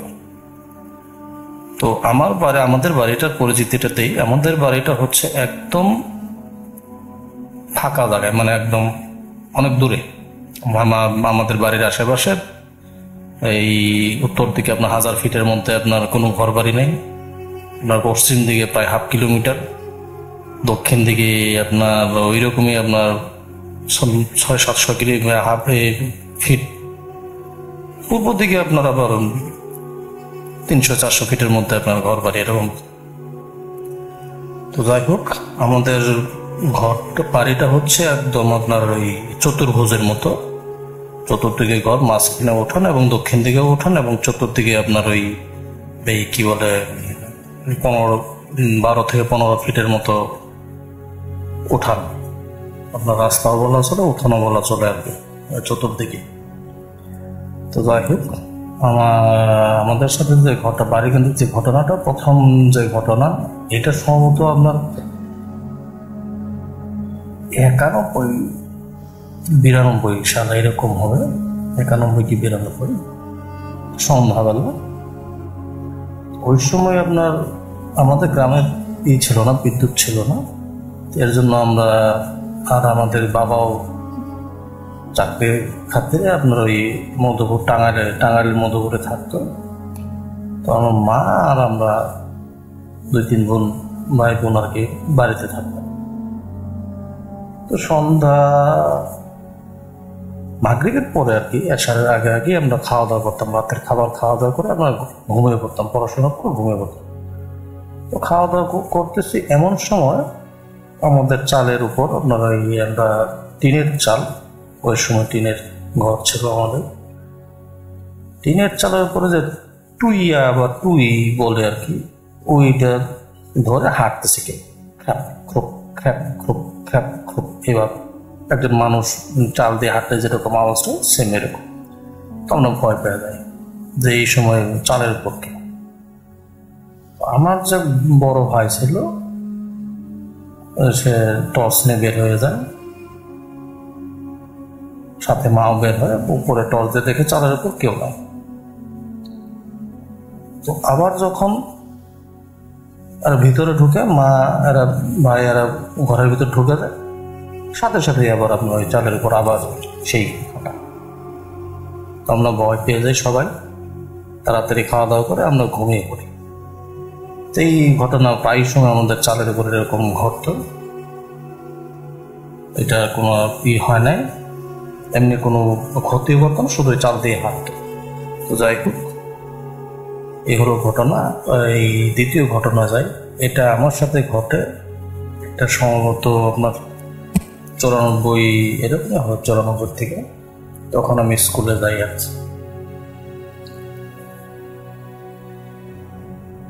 তো ওই দিন বিকালবেলা খেলাধুলা করতেছিলাম, তো মা ডাকাডাকি করতেছিলেন যে হারিকেন জ্বালানো লাগবে তাড়াতাড়ি। গ্রামে বিদ্যুৎ ছিল না আমাদের, হারিকেন জ্বালানো লাগতো। তো ওই সময় আমাদের ভাই বোনেরা সবাই বিভিন্ন জায়গায় পড়াশোনার জন্য চলে যায়। কেউ গাজীপুর কালীগঞ্জ থাকতো, কেউ মধুপুর থাকতো, আবার আরেকজন থাকতো আপনার ময়মনসিংহে, এরকম আর কি।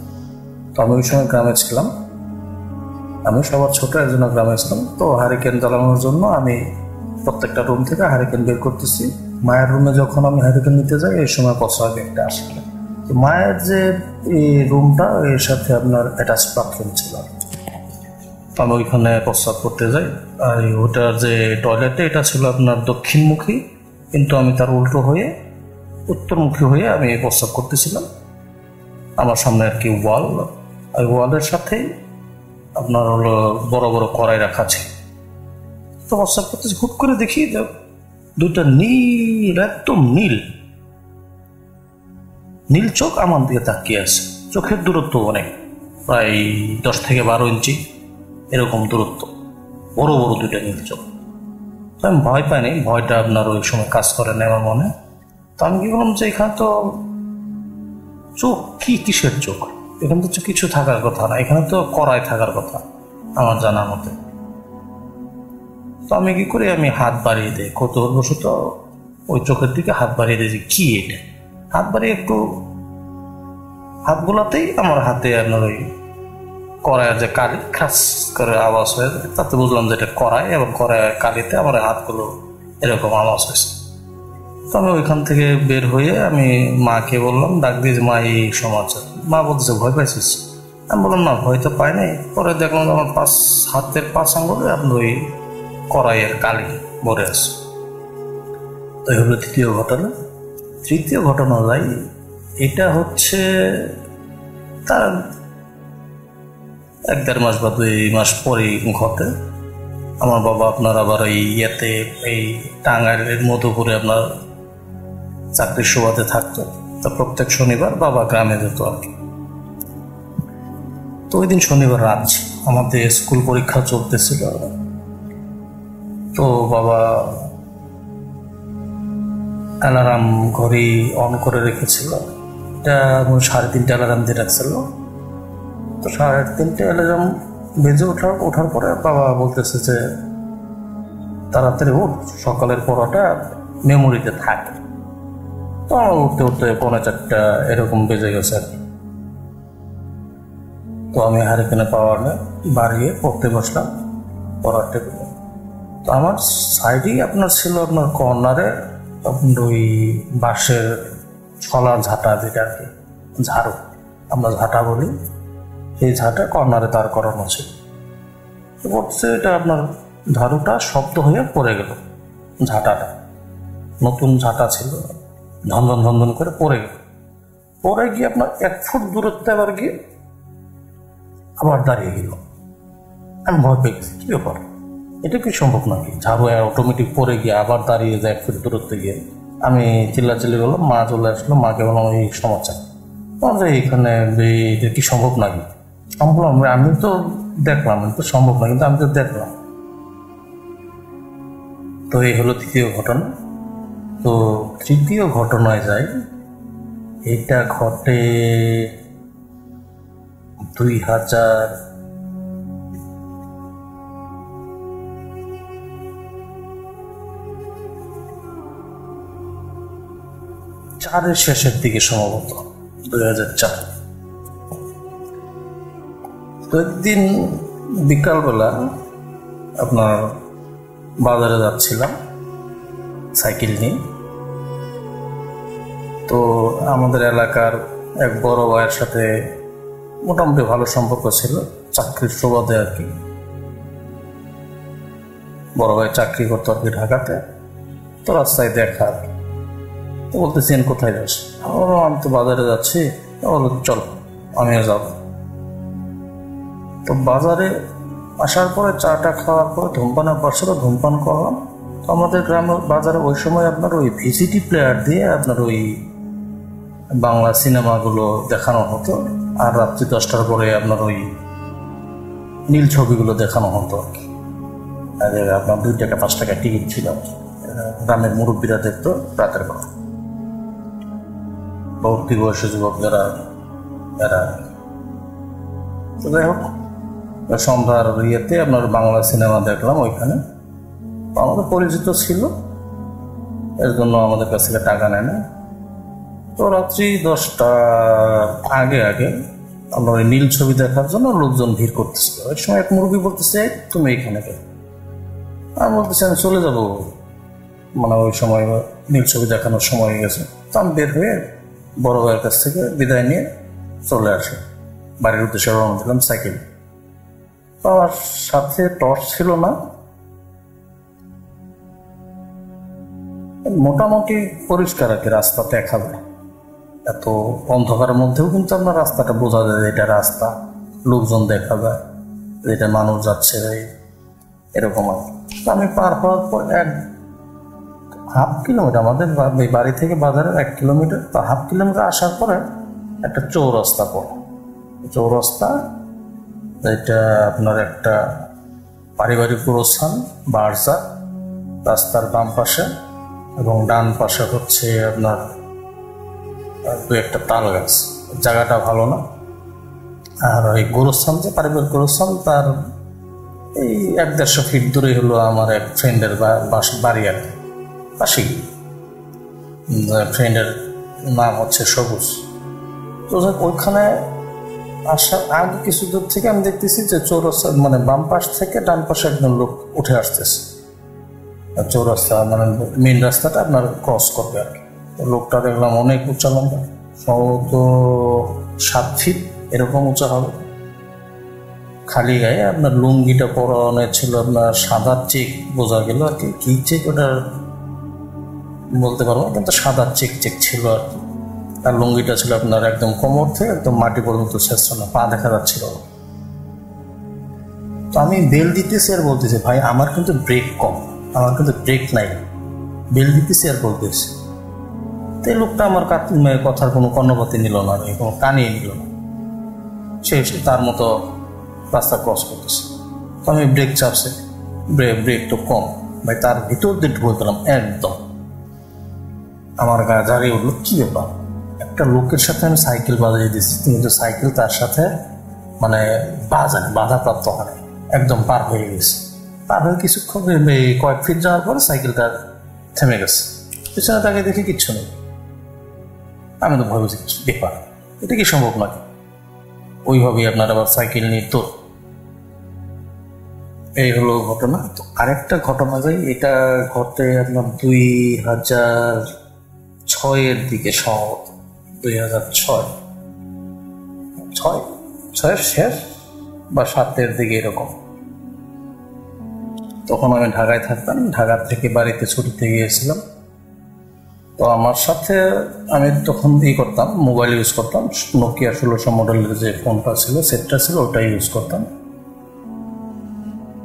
তো একদিন সন্ধ্যার বেলা ধূমপান ব্যাপার ছিল, বাজারের উদ্দেশ্যে রওনা দিলাম হেঁটে। ওই সময় আপনার সময়টা ছিল আপনার সম্ভবত আমন ধান কাটার সিজন। তো আমি ওই মোবাইলের স্ক্রিনের আলোতে রাস্তা ধরে ধরে হাঁটতেছিলাম। আমি মেইন রোডে না উঠে আপনার ওই মেট্রো পথ দিয়ে আপনার বাজারের উদ্দেশ্যে রওনা দিলাম, এই দিয়ে কাছে হয় আর কি। স্ক্রিনের আলোতে রাস্তা ধরে হাঁটতেছিলাম। তো এর সময় দেখলাম যে আপনার একটা মহিষের গাড়ি আসতেছে, হ্যাটুট করতেছে। বললাম যে আটি নিয়ে আসতেছে ধান কাটার সময়ের সময়। তো পার হয়ে আমি একটু সাইড হলাম আর কি, মহিষের গাড়িকে সাইড দিলাম। সাইড দিয়ে আমি বললাম যে তাহলে বাজারে না উঠে আমার যে ফ্রেন্ড সার্কেল আছে, ওই যে সবুজ বললাম আগের ঘটনা, সবুজ, এদের বাড়ি হলো আমি তাদের বাড়ির দক্ষিণ দিকে। আর ওইখান থেকে সবুজদের বাড়ি হবে 4 মিনিট কি 5 মিনিটের রাস্তা। তো ওই দক্ষিণ দিক থেকে আমি উত্তর দিকে বরাবর হাঁটা শুরু করলাম সবুজদের বাড়ির দিকে। ওইখানে যাওয়ার পথে আপনার পথিমধ্যেই আপনার একটা ছিল কাগজি ফুল, এটা বাগান বিলাস যেটা আর কি আমরা আমাদের গ্রামে কাগজি ফুল নামে পরিচিত। সেই ফুলের ডাল আপনার 6 থেকে 7 ফিট লম্বা, ভেঙে পড়ে গেল। আমি বললাম কি পড়লো এই, একদম রাস্তার ধারে। আমি স্ক্রিনে আলো দেখলাম যে কাগজে ফুল, ও ভাঙতেই পারেন, মাত্র 8-এর গাড়ি মোষের গাড়ি গেছে এদিক দিয়ে। তো ওটা পার হয়ে আপনার আমাদের আমার আরেক ফ্রেন্ড বাড়ি আপনার এটা কাছে, এইখানে সবুজেরাও আড্ডা দেয়, আমরাও দিই, সন্ধ্যাবেলা এইসব জায়গায় থাকি। তো আমি দেখলাম ওইখানে কেউ নাই। আচ্ছা কেউ নাই, ভালো কথা, সময় বাজারে চলে গেছে। তো আমি বললাম আসছি যখন তাহলে বাড়িতে জিজ্ঞাসা করি কোন দিকে গেছে। তো ওখানে গিয়ে দেখলাম যে ফ্রেন্ডের মা, আমি মামি বলে ডাকি। তো জিজ্ঞাসা করলাম মামি এরা কোথায়? এরা তো এখানেই ছিল কতক্ষণ আগে, হয়তো বা সবুজদের বাড়ির দিকে চলে গেছে। তো আমি ওইভাবেই, ওই সময় আমাদের হয় নাই, বিদ্যুৎ হয় না আমাদের গ্রামে, তখন ওই সোলার টোলার দিয়েই চলতো আর কি। যাদের সামর্থ্য ছিল সোলার লাগানো হয়েছে। তো যাই হোক, সবুজদের বাড়ির উদ্দেশ্যে রওনা দিলাম। কিছুদূর যাওয়ার পরে শুনতেছি আমি সবুজদের বাড়িতে 10-12 জন লোক কথা বলতেছে, কাউ কাউ গো মগো এরকম অনেক গুম গুম গুম গুম গুম গুম করতেছে। তো বললাম যাই হোক, আর সবাই ওইখান থেকে ভালো হলো। আমি আস্তে আস্তে যাচ্ছি, এই আওয়াজটাও কেমন জানি দূরে সরে যাচ্ছে। আমি সামনের দিকে আগাই, আওয়াজটা তেমন দূরের দিকে পিছনের দিকে সরে যায়। কি ব্যাপার, এটা কি সম্ভব না? এইটা কীভাবে? আমি ভাবতেছি তাহলে মনে হয় আমার মোবাইলের আলো আর দেখতেছে দূরের থেকে। যাই হোক, সবুজদের বাড়ি বাইরে ছিল ওদের টিউবওয়েল বা কলপাট। ওইখানে যখন গেছি দেখলাম যে কিচ্ছু নেই, ওখানে কোনো সারা শব্দ নেই, কোনো লাইট নেই, কিচ্ছু নেই, কোনো মানুষজন নেই। সরাসরি ওখানে ঢুকলাম, একদম নিশ্চয় কেউ নেই। আমি এত সুন্দর করে শুনলাম যে 10-12 জন লোক কথা বলে যেরকম আওয়াজ হয় সেই রকম হচ্ছিল আর কি, এখানে কিছু নেই। প্রবলেম যাই, তাহলে আমি বাড়ির দিকে চলে যাই, বাজারে নাকি বাড়ির দিকে চলে যাই। তো যাই হোক, ওই সবুজের বাড়ি আর যে ফ্রেন্ডের বাড়ি যে কথা বললাম যে মামি, এদের বাড়ির মাঝখানে আপনার ছোট একটা বাজার এবং ছোট ছোট কাঁঠাল গাছের চারা। এইখানে কাঁঠাল গাছের পাশে যখন আসছেন ওই সময় আপনার একদম কাঁঠাল গাছ ঝাঁকি দিল, এমন ঝাঁকি আমি তো ভয়ে মানে ধর হয়ে যাইতেছে। আর শুধু কাঁঠাল গাছে ভয় পেয়ে গেছে, এই শালা কার পাল্লায় পড়লাম আজকে। আমি কি করলাম, আপনার ভয় কাটানোর জন্য এই কাঁঠাল ছোট গাছ তো আপনার বেশি একটা বড় না, কাঁঠাল গাছে আপনার ওই ছোট একটা ডালে ধরে আমিও ঝাঁকি দিলাম ভয় কাটানোর জন্য। ঝাঁকি দিয়ে আবার আমি গালিগালাজ করলাম, গালিগালাজ করার পরে পরবর্তীতে বাড়ির দিকে চলে গেলাম। ওই হলো ঘটনা। তো আরেকটা ঘটনা বলি, এটা সম্ভবত 2007-এর ঘটনা। আমার মেজো ভাই ঢাকাতে থাকতো এর সময়।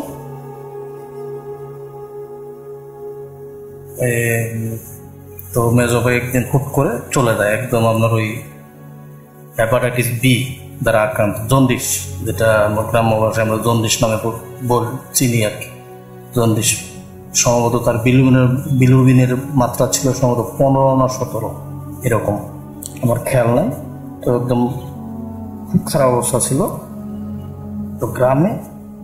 তো ওখানে যাওয়ার পরে আপনারা আমাদের ময়মনসিংহ শহরে ডাক্তার দেখানোর পরে ডাক্তার বলে দিছে যে আপনি ফুল রেস্টে থাকবেন, কোনো লাড়াচাড়া করবেন না, শুয়ে থাকবেন। শুয়ে থাকাতে কিছু লোকজন আছে না যে আপনার ওই হাত পা লড়ায়, পা নাচায়, আঙুল নাচায়, এরকম করা যাবে, একদম ফুল রেস্ট। তো ঘটনায় চলে যাই।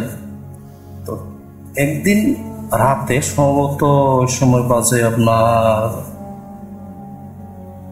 1টা কি 1:30 বাজে, এরকমই হবে, 1টা পরে আর কি। তো আমি ঘুমিয়ে আছি, তো বড় ভাই মেজো ভাই আর কি যে ডাকতেছে আমার, ইয়েন ইয়েন ইয়েন ওঠ। আমি তো ভয় পেয়ে গেছি। আমি বললাম কি হয়েছে? কই ঘোড়া আসছে। আমি ঘোড়া? পরে আমি কান পেতে শুনলাম যে ঘোড়া দৌড়লে যেরকম আওয়াজটা হয়, ঠিক সেরকম আমাদের যে বাড়ির কথা বললাম যে আপনার ওই চতুর্দিকে উঠানের মতো এদিক দিয়ে দৌড়াচ্ছে, বাড়ির চতুর্দিক থেকে ঠিক এরকম ভাবে ঘোড়া দৌড়াচ্ছে। তো বললাম যে এত বছর পর ঘোড়া কোথেকে আসলো? আর ভাই বলে রাখা বলো যে আমাদের এলাকাতে ঘোড়া গাড়ি বা ঘোড়ার এগুলো তেমন চল নাই, এখনো পর্যন্ত নাই। আমাদের গ্রামে যে অনেকগুলো আশেপাশের গ্রাম, কোনো গ্রামেই নেই, অনেক দূরে দূরে, আপনার 10 কিলোমিটার দূরে দূরে আপনার ঘোড়ার এইটা চল। আমাদের এলাকাতে নাই, ঘোড়ার গাড়ি নেই, এখন পর্যন্ত নেই। তো যাই হোক, এরকম আওয়াজ। তো মেজো ভাই বলতেছে চল ঘোড়া দৌড়ি। ওকে দাদা, এটা কি সম্ভব নাকি? তোমার ডাক্তার বলে দিছে যে তোমার ফুল রেস্টে থাকতে হবে, নাড়াচাড়া করা যাবে না, আর তুমি ঘোড়া দৌড়াবা। তারপর বলতেছে তাহলে এক কাজ করি, তুই পিছন দিক দিয়ে যা, আমি ঘরের পিছন দিক দিয়ে ঘোড়ার একদম মাঝখানে আমাদের ভিতরের যে উঠানটা এখানে আটকাই। ভয়ে আমি বললাম দাদা এটা কি সম্ভব? ঘোড়া এটা আটকানো যাবে? বলতেছে তুই যা, আমাদের আবার ওই পেছনে দরজা ছিল। আমি কি করলাম, ওই ঘোড়া দৌড়াচ্ছে আর পিছনের দিক থেকে আমি পিছন দিয়ে গেলাম, বড় ভাই আপনার দক্ষিণ দিয়ে গিয়ে আমরা বের হওয়ার পরে ঘোড়ার শব্দ নাই। আমরা একদম কাছাকাছি উঠানে মাঝখানে, মানে যে আমরা যে ঢুকি আমাদের উঠানে, ভিতরের উঠান, সেইখানে আমরা দুইজন, ঘোড়া নাই, আর কোনো আওয়াজ নাই। তো বড় ভাই মেজো ভাইকে আমি বললাম যে ভাই দাদা কই, ঘোড়া তো নাই। যে তুই তো শুনছিস? আমি কোনো হ্যাঁ শুনছি। তো যাই হোক, তো আমরা ওইখান থেকে ফিরে আসি, রুমে ঢুকে যাই আর কি। আবার রুমে ঢোকার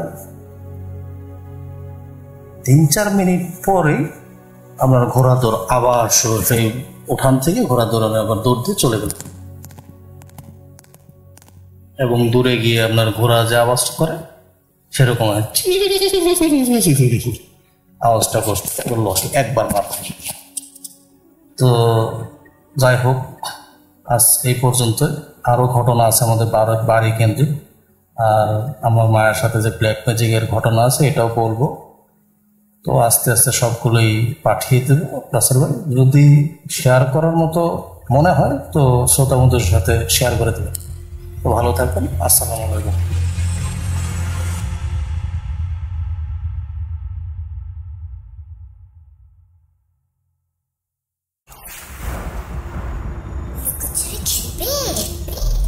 লুকোচুরি You will never be alone.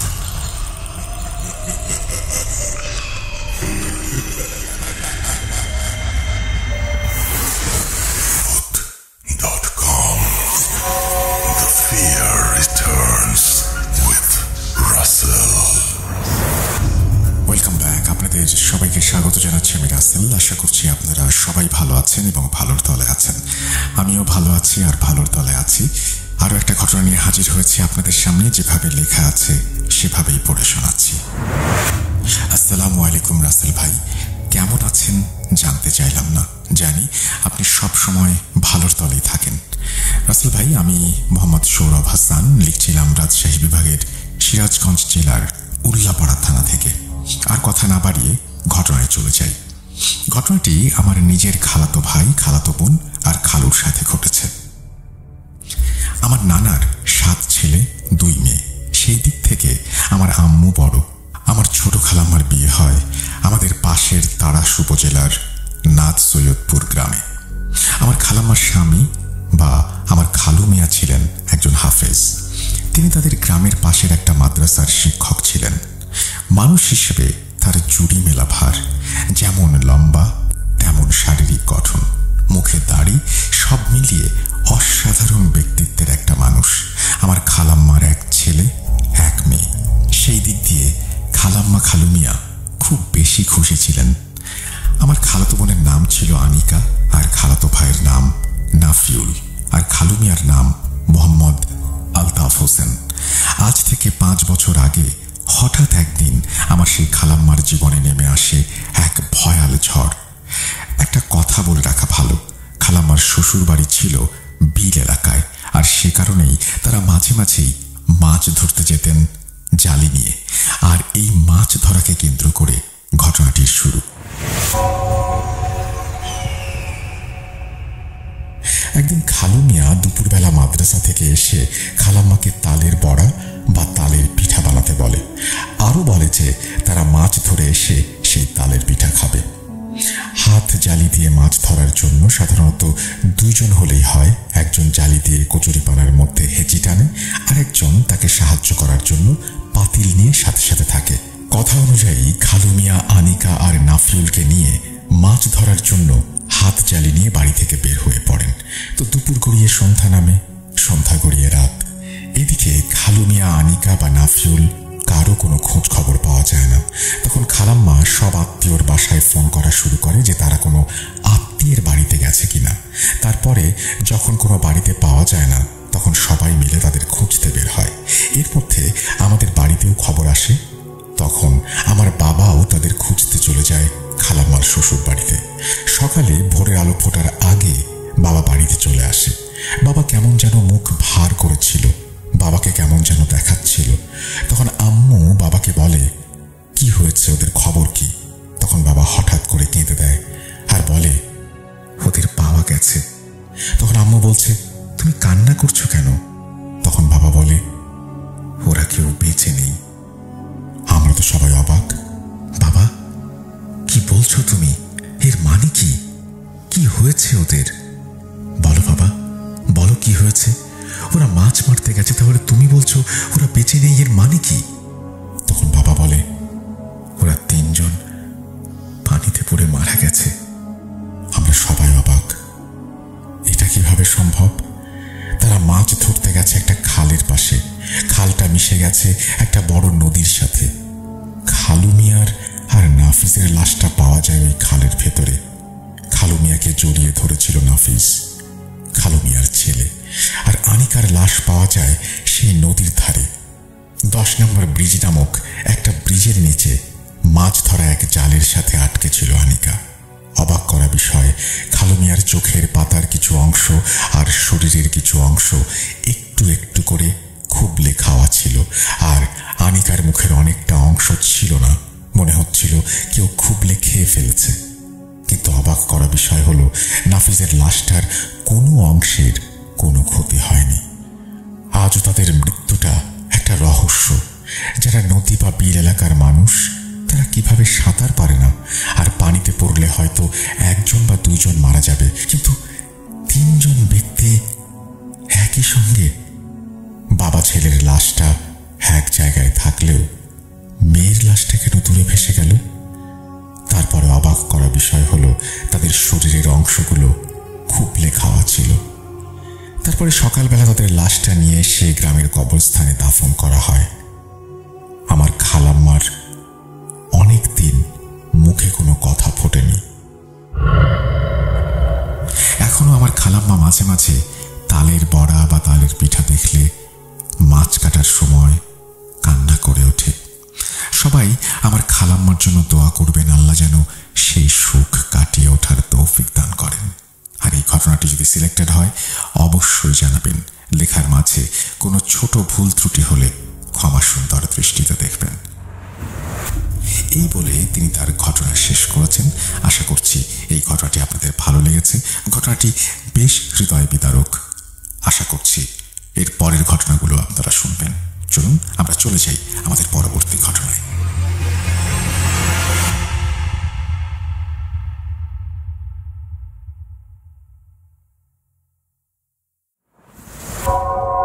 আবারও রাতের আঁধারে ভয়ের রাজ্য ফুঁড়ে ফিরেছি সেই পুরনো সুরে। বিশ্বাস করা বা না করা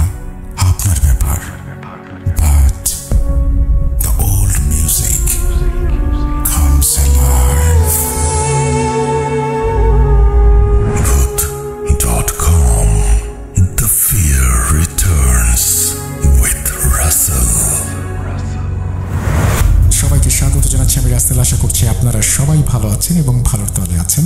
আরও একটা অডিও ক্লিপ শোনার সময় হয়েছে, চলুন শুনে আসি। এবং অডিও ক্লিপগুলো আমরা খুব দেখে শুনেই বাছাই করছি। আশা করছি আপনাদের ভালো লাগছে। যদি ভালো না লাগে অবশ্যই আমাদের জানাবেন। আমরা চলে যাচ্ছি ঘটনায়। আসসালামু আলাইকুম রাসেল ভাই, কেমন আছেন? আশা করি অনেক অনেক ভালো আছেন এবং আল্লাহর রহমতে আমি অনেক ভালো আছি। তো কিছু কথা বলি যে এর আগে 2টি ঘটনা পাঠাইছিলাম, ওইটাও সিলেক্টেড হয়েছে। তো তারপর আর একটা ঢাকার ঘটনা পাঠাইছিলাম, সত্য ঘটনা, ওটি সিলেক্টেড হয় নাই মনে হয়। না হলেও আমাকে জানাবেন যে আমি পরবর্তীতে আরও ঘটনা পাঠাতে পারি। তো সেই কারণে এই কথাগুলো বলা। তো ঘটনায় ফিরে যায়, বেশি কথা বলবো না। ঘটনাটি আমার নানা বাড়িতে, বরিশাল বিভাগের পটুয়াখালী জেলা বাউফল থানা এবং কোনো একটি ইউনিয়নে, কোনো একটি গ্রাম আমার নানা বাড়ি থেকে যেই জায়গায় ঘটনাটি ঘটছে সেটি হলো নানা বাড়ি থেকে 5 মিনিটের দূরত্বে। তো ওখানে বিবরণ দিই যে মনে করেন আমার নানা বাড়ির ঘর থেকে বাইরানের পর তারপর মনে করেন একটি মেন রোড দিয়ে একটু সামনে হেঁটে যে তারপর একটি মাটির রাস্তা বাজে আপনার বাম সাইডে নেমে যাওয়া লাগে। তো নেমে যাওয়ার পর হাতের ডাইন সাইডে একটি পুকুর বাজে, ওই পুকুর নিয়ে একটি ঘটনা আছে, ওটিও বলবো। তো পুকুরের পর একটু সামনে গেলে বেশ কিছু বাড়ি বাজে, মনে করেন অনেকগুলা গৃহস্থ মিলে একটি উঠান। তো ওই বাড়িগুলা পার হয়ে আরো কয়েকটা বাড়ি বাজে ওখানে ঘটনাটি। ওখানে একটি মসজিদ আছে, যে মসজিদে আমরা সবাই নামাজ পড়তে যাই। তো ওই মসজিদের পিছনে অনেক কয়টা বাড়ি আছে, মনে করেন 4 সাইডে বাড়ি আর এক মাঝখানে একটি উঠান, মানে অনেকগুলা গৃহস্থ মিলে একটা উঠান। তো ওই ঘটনাটি হলো, ঘটনায় ফিরে যাই, বিবরণ তো দিলাম। এই ঘটনাটি হলো আপনার বাড়িটা, কিছু বাড়ি আছে, তার ভিতরে আমার এক চাচা বলতে ফুবা সম্পর্ক। ফুবা, তাদের বাড়ির পিছনে একটি কবর আছে। তো সেই কবরে আমরাও দেখছিলাম ওই কবরে একটি বিশাল বড় সাপ ঢুকতে। তো সেই কারণে মনে করেন আমরা পুরোপুরি সাপটা দেখি না, আমরা দেখছিলাম সাপের লেঞ্জুরটা কবরের ভিতরে ঢুকতে, বিশাল বড় একটি গর্ত কবরের ভিতরে। আমরা সাহস করে ওখানে যাইনি। তো এটি ঘটনাটি ভয়ের নাকি বলতে পারবো না, কিন্তু এটি ওই গ্রামে প্রচলিত ঘটনা। তো এরকম আমরা দেখতে দেখতে দিন কাটলো। হঠাৎ করে একদিন একটি সাপুরি আসলো, সাথে তার চালাও ছিল, হেল্পার যাকে বলে। যাই হোক, পরে সাপুরি আসে। তারপর ওই বাড়ির সবাই মনে করেন সাপুরিকে ধরে বললো ওই কবরে একটি সাপ আছে। ওই সাপটি আমরা অনেক দিন থেকে দেখতেছি, কিন্তু কোনো সাপুরি পাচ্ছি না, দেখে সাপটি বাইর করতে পারতেছি না। তো সাপটিতে ভবিষ্যতে যদি কেউ ক্ষতি করে, সেই কারণে আপনাকে বলা। তো সাপুরি পরে মনে করেন আচ্ছা আমরা দেখতেছি আপনার বাড়িতে কি সমস্যা, আমরা দেখতেছি। তাই সাপুরি বসলো, বসার পর এক গ্লাসে পানি আনলো। তারপর বেশ কিছুই করলো, করি ওই গ্লাসের ভিতরে ভিজাইলো। মনে করেন একটা করি আনছিলে, একটি ক্রিকেট বল আছে না, সেই সময় একটি করি, 2টি করি ছিল তার কাছে। তারপর ছোট ছোট করি ছিল, দেখে ছোট ছোট করি দিয়ে খালি 2-3টা সাপ আইছিলে, ছোট ছোট সাপ। ওগুলো ভয়ানক সাপ, আপনারা দাঁড়াই সাপ চিনবেন গ্রামে যারা আছেন, দাঁড়াই সাপ। তারপর আপনার আরেকটা কি সাপ জানি, যাই হোক মনে পড়তেছে না, ওগুলা বাতিয়ে দিলাম। মেন ঘটনায় আপনাদেরকে বলি। তো দেখতেছে ওই সাপটি আসতেছে না, তো আমরাও বলছি এগুলা সাপ তো না, সাপ হইল বিশাল বড় একটা, মনে করেন একটা মানুষের যেরকম মোটা, মনে করেন একটি 20-25 বছরের ছেলে যেরকম মোটা, ওই রকম মোটা সাপটি। তো আমরা সাপুরিকে বললাম এগুলা সাপ না, আপনি দেখেন ওই সাপটি কোথায় আছে। পরে সাপুরি মনে করেন তারপর তার ব্যাগের থেকে 2টি কড়ি বের করলো, বিশাল বড়, ওই বললাম তো ক্রিকেট বলের মতো হবে কড়ি, বড় বড়।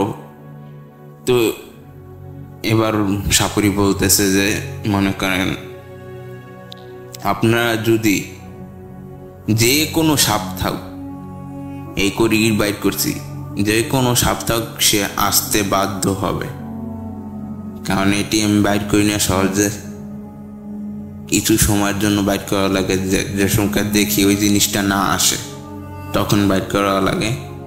তো যাই হোক, পরে কড়ি 2টা বার করলো, বার করলে তারপর কড়ি 2টা আপনার নিচে থুইল, ধুয়ে একটি র্যাক দিল, র্যাক দেওয়ার পর সামনে একটা কড়ি থুইল, র্যাকের পিছনে একটা কড়ি থুইল, থুইয়া কি জানি মন্ত্র করলো আর বলল সাপ যেই জায়গায় থাকে কড়ি সাপকে নিয়ে আসবে। তো তারাও কড়ির পিছনে মনে করেন কড়ি আস্তে আস্তে ভাসলো, আমরা দেখে অবাক হয়েছি, কড়ি ভাসলো কিভাবে। আমরা কই আমাদের কি আবার চোখে কোনো সমস্যা হয়েছে নাকি।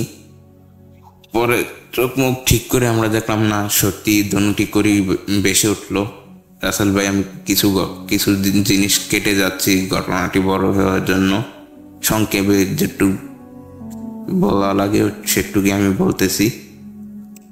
কড়িটি ভেসে ভেসে যাচ্ছে, তো আমরাও পিছে পিছে গেলাম, সাপুরিও গেল, যাওয়ার পর ওই কবরের স্থানে ওই জায়গায় যে থেমে গেল। থেমে যাওয়ার পর আপনি বিশ্বাস করবেন না রাসেল ভাই,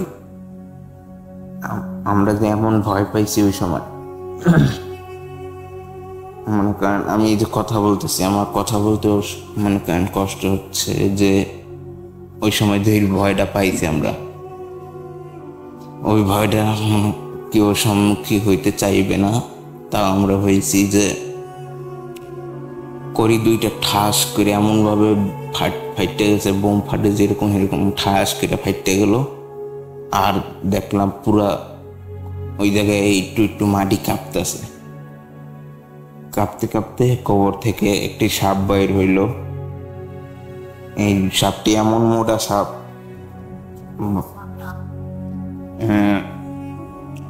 মনে করেন সাপটি দেখে আমরা এমন ভয় পাইছি, মানে এরকম ভয় মনে হয় কেউ পাইবে না। যে ওই প্রথম আমরা সাপটি দেখলাম, আসলে ওটি সাপ না, ওটি হয়েছে একটি জিন, সেটি আমরা পরে জানতে পারলাম। সাপটি বাইর হইল, মনে করেন কোমর থেকে নিচ পর্যন্ত সাপ, আর আপনার কোমর থেকে উপর পর্যন্ত গুইল, অর্ধেক গুইল অর্ধেক সাপ। তো ওটি দেখে আমরা এত ভয় পাইছি। তারপর কবিরাজ দেখে অনেক ভয় পায়, মানে সাপুরি দেখে। তারপর সাপুরি ওটার লগে কিছুক্ষণ কথা বলে মাপ চায়, এটা এই কানে ধরে মাপ চায় ওইটার কাছে।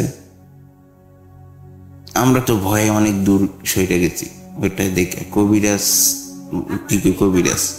সাপুরি দেখে, সাপুরিকেও কিছু বিদ্যা জানা আছে, আর এগুলো দিয়ে জানতে পারছে যে এটি সাপ না, ওটি জিন। তো কবিরাজ ওই সাপুরি মাপ চাইয়া তারপর আমার সাপটি আবার আস্তে করে এইতে ঢুকে যায়, কবরে ঢুকে যায়।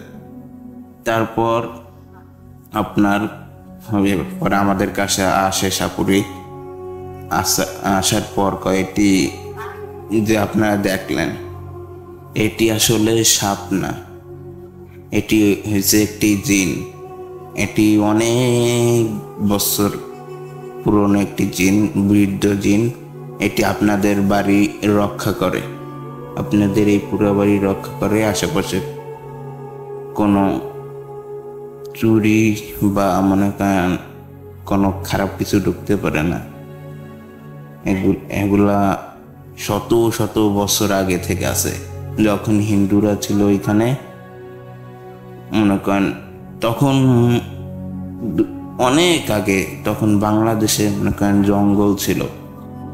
1900 কত সালে, অনেক আগের ঘটনা। তখন থেকে এই জিনটি আছে। এই জিনটি আপনাদের বাড়ি পাহারা দেয়, কারো কোনো ক্ষতি করবে না, আপনাদের বাড়ি পাহারা দেয়। আর কোনো সাপুরিরও এই বাড়ির আশেপাশে ঢুকতে দেবেন না, ঢুকলে সাপুরির সমস্যা হবে। আমি তো জানি না দেখে, আপনারাও জানেন না দেখে আমাকে বলছেন। তো ভবিষ্যতে যে কোনো সাপুরি না ঢুকতে পারে এখানে, সে বলে পরে সাপুরি চলে যায়। তারপর আমরা জানতে পারি এই জিনটি, এটা আসলে সাপ না, এটি একটি জিন, এই বাড়ি পাহারা দেয়। এটি আস্তে আস্তে পুরো গ্রামে সবাই জানে। ওই বাড়ি যখন সাপুরি ছিল, অনেক বাড়ি থেকে লোক আইছিল ওই জায়গায় সাপ দেখার জন্য। পরে জানতে পারে এই ঘটনা। তো একটুকুই ছিল ঘটনা। তো ভালো থাকবেন রাসেল ভাই, আর কিছু বলতে চাই না। যে এই ঘটনাটি সিলেক্টেড হলে জানাবেন, না হলেও জানাবেন যে আরো কিছু ঘটনা প্রচলিত আছে, ওগুলা পাঠাতে পারি। দেখেন রাসেল ভাই, আমি মিথ্যা বলতে পারি না, পছন্দ করি না। যেটুক সত্যি আমি সেটুকুই বলছি, আমি বানাইয়া বলার চেষ্টাও করিনি। কারণ ঘটনা মনে করেন সত্যতা খুব ছোটই হয়, ঘটনার সত্যতা ছোটই হয়, কোনো সময় বড় হয় না ছোট ঘটনা। আর ঘটনা মনে করেন যেটুক হয় সেটুকুই আপনাকে আমি শেয়ার করব ইনশাল্লাহ। দোয়া করবেন, ভালো থাকবেন, আল্লাহ হাফেজ।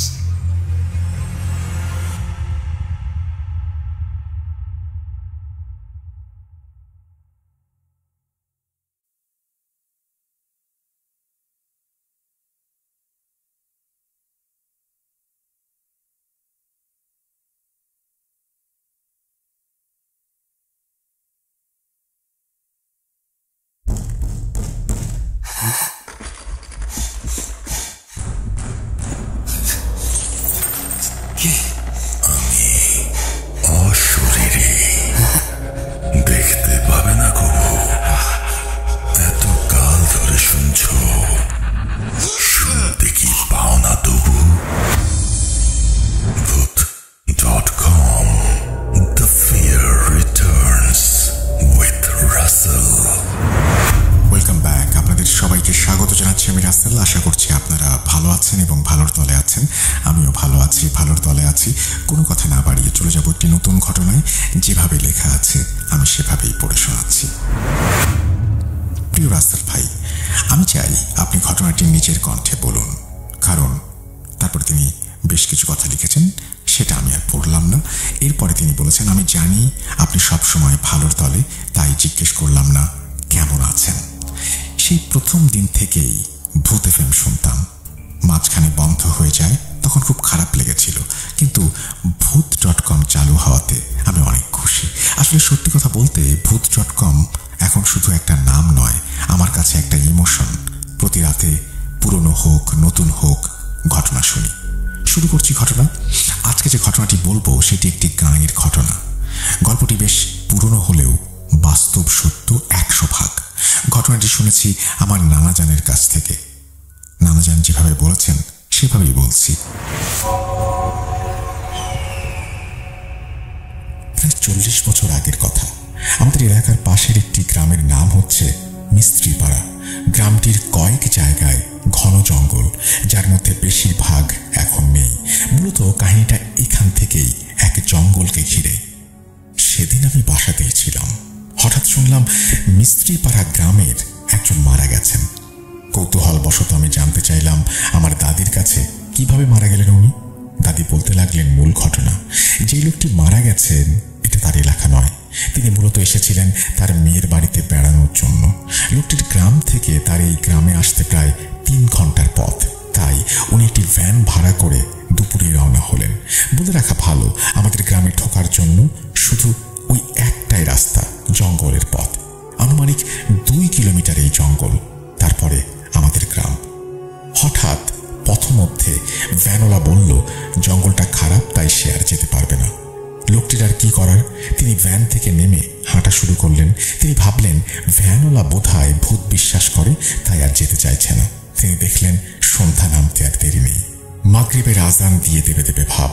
তিনি ভাবলেন নামাজের তো দেরি হচ্ছে, কি করা যায়। তিনি ভাবলেন মেয়ের বাড়ি তো অনেক দূরে, রাস্তা দিয়ে গেলে নামাজ কাজা হয়ে যাবে। তিনি শর্টকাট রাস্তা খুঁজতে লাগলেন। হঠাৎ দেখলেন জঙ্গলের ভেতর দিয়ে একটা রাস্তা সোজা চলে গেছে আরেকটি বড় রাস্তার কাছে। তিনি চিন্তা করলেন এই রাস্তা ধরে গেলে যদি নামাজ পড়তে পারেন, তাই তিনি হাতে টর্চ চালিয়ে হাঁটা শুরু করলেন। বলে রাখা ভালো, জঙ্গলটি এত ঘন যে দিনের বেলায় সূর্যের আলো ঠিক মতো পড়ে না। তিনি এগোচ্ছেন, কিছুক্ষণ যাওয়ার পরে কে যেন তার নাম ধরে ডাকলো। তিনি ভাবলেন হয়তোবা বিআই সাহেব, কেননা কণ্ঠটা সেই রকমই। তিনি ফিরে দেখেন কেউ নেই। তিনি একটু ভয় পেলেন, আবার হাঁটা শুরু করলেন। কণ্ঠটা এবার কর্কশ ভাষায় বলে উঠল, এই কোথায় যাচ্ছিস? লোকটি এবার একটু ভয় পেল।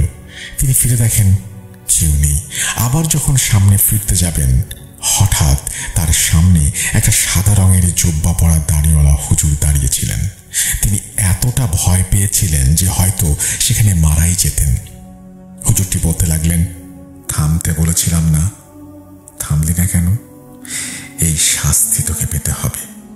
লোকটি ভয়ে বলতে লাগলো, কি শাস্তি? হুজুর বললেন, চল, মৃতটাকে মাটি দিবি। কবর খনন করা আছে, আমাদের একজন লোক কম ছিল, এখন তুই চল। বলতে না বলতে 4 জন হুজুর একটা সাদা কাপড়ে জড়ানো একটা খাটিয়া নিয়ে আসলো। তারপর হুজুর বললেন, চল। অগত্যা বাধ্য হয়ে পিছু পিছু যেতে হলো। যেতে যেতে একটি ঘন জায়গায় এসে পৌঁছালেন। দেখলেন সামনে একটা কবর আর চারিদিকে আলো জ্বলছে। তাকে হুজুর বললেন কবরের ভেতরে নামতে। লোকটি ভয়ে ভয়ে কবরের ভেতরে নামলেন। লাশটি ওপর থেকে দেয়া হলো। লাশটি কবরে রাখতেই এক ঝটকা বাতাসে লাশের মুখ থেকে কাপড় সরে গেল। লোকটি যা দেখলেন তা দেখে তার মরমর অবস্থা। এটা কি? এটা তো তিনি নিজেই। এটা দেখে তিনি ভয়ে অসাড় হয়ে পড়লেন। ইতিমধ্যে এশার আজান হতে লাগলো। হুজুরটি চলে যাওয়ার আগে বললেন, এই কথা কাউকে যেন সে না বলে। যদি বলে সেদিনই সে মারা যাবে। আজান শেষ। তিনি লক্ষ্য করলেন তিনি বড় রাস্তায় এসে পড়েছেন। তিনি হতভম্ব হয়ে গেলেন। তাহলে এতক্ষণ যা হলো সেটা কি? তিনি কোনো কথা না বলে এক দৌড়ে মেয়ের বাড়ির সামনে এসে বেহুশ হয়ে পড়লেন। দিন 3 পর তার হুঁশ ফিরলে উনি নিজেকে আবিষ্কার করেন তার মেয়ের বাড়িতে। তারপর তিনি সমস্ত ঘটনা খুলে বলেন সেখানে থাকা মানুষজনদের। কিন্তু যার পরিণতি আসলেই তিনি ভোগ করেছিলেন নিজের প্রাণের বিনিময়ে। ঘটনাটি বলার জন্য সেই দিনেই মাঝরাতে তিনি মারা যান। এরপর থেকে ওই জঙ্গল দিয়ে টানা কয়েক বছর কেউ যাতায়াত করেনি, সাহসও করেনি। এইভাবে অনেক বছর কেটে যায়। তখন কেউ একা জঙ্গলে গেলেও জঙ্গলের গভীরে যাওয়ার সাহস পেত না। একদিন হঠাৎ আমার নানা সেখানে যাওয়ার সিদ্ধান্ত নিলেন। এর পরের অংশটি তিনি পরবর্তীতে বলবেন বলে জানিয়েছেন। আমরা সেই ঘটনাটির অপেক্ষায় থাকলাম। কিন্তু প্রথম ঘটনাটি জানা হলো, প্রথম ঘটনাটি শোনা হলো। খুবই অন্যরকম একটি ঘটনা। আশা করছি আপনাদের ভালো লেগেছে। এরপরে তিনি তার নাম ঠিকানা শেয়ার করেছেন। তবে আপনার নাম ঠিকানা আমি প্রকাশ করছি না, কিন্তু আপনাকে অনুরোধ করছি যে ঘটনার সেকেন্ড পার্টটা যেন আপনি খুব দ্রুত আমাদের পাঠিয়ে দেন। আমরা চলে যাব আমাদের পরবর্তী ঘটনায়।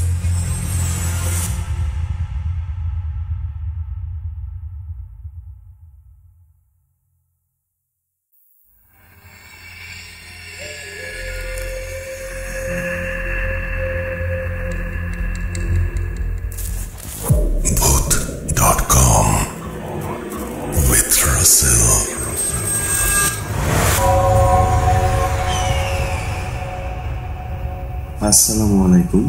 আমি মোহাম্মদ শিহাব ইসলাম, রাজশাহী জেলার পুঠিয়া থেকে বলছি। আজকে আপনাদের হাড় হিম করা একটি গল্প শোনাবো। গল্পটি আমার এক বড় ভাইয়ের কাছে থেকে শোনা। ঘটনাটি দুর্গাপুর উপজেলার কোন একটি গ্রামে ঘটে। আমি সঙ্গত কারণে জায়গার নাম উল্লেখ করছি না। চলুন সরাসরি গল্পে চলে যাওয়া যাক। সেখানকার একটি প্রভাবশালী লোক ছিলেন, তার অনেক সম্পত্তি ছিল সেখানে। বলে রাখা ভালো, তারা 7 ভাই ছিলেন। তারা একত্রে সিদ্ধান্ত নিলেন সেখানে পুকুর খনন করবেন। যেই কথা সেই কাজ। প্রায় 50 থেকে 60টি পুকুর খনন করার পর তাদের একটি বড় বট গাছের সম্মুখীন হতে হয়। ওপরের ডালপালাগুলো কাটার পর সন্ধ্যায় সকল শ্রমিক ও ভাইয়েরা বাসায় ফিরে যান আজকের মতো কাজ বন্ধ করে। গভীর রাতে একজন স্বপ্ন দেখেন।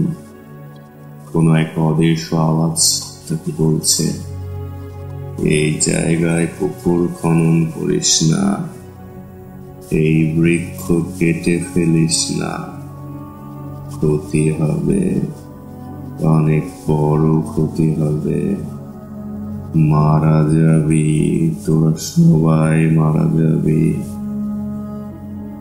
সকালে উঠে সে তার স্বপ্নের কথা অন্য 3 ভাইকে জানায়, আর 3 ভাই শহরে যায় অন্য কাজে।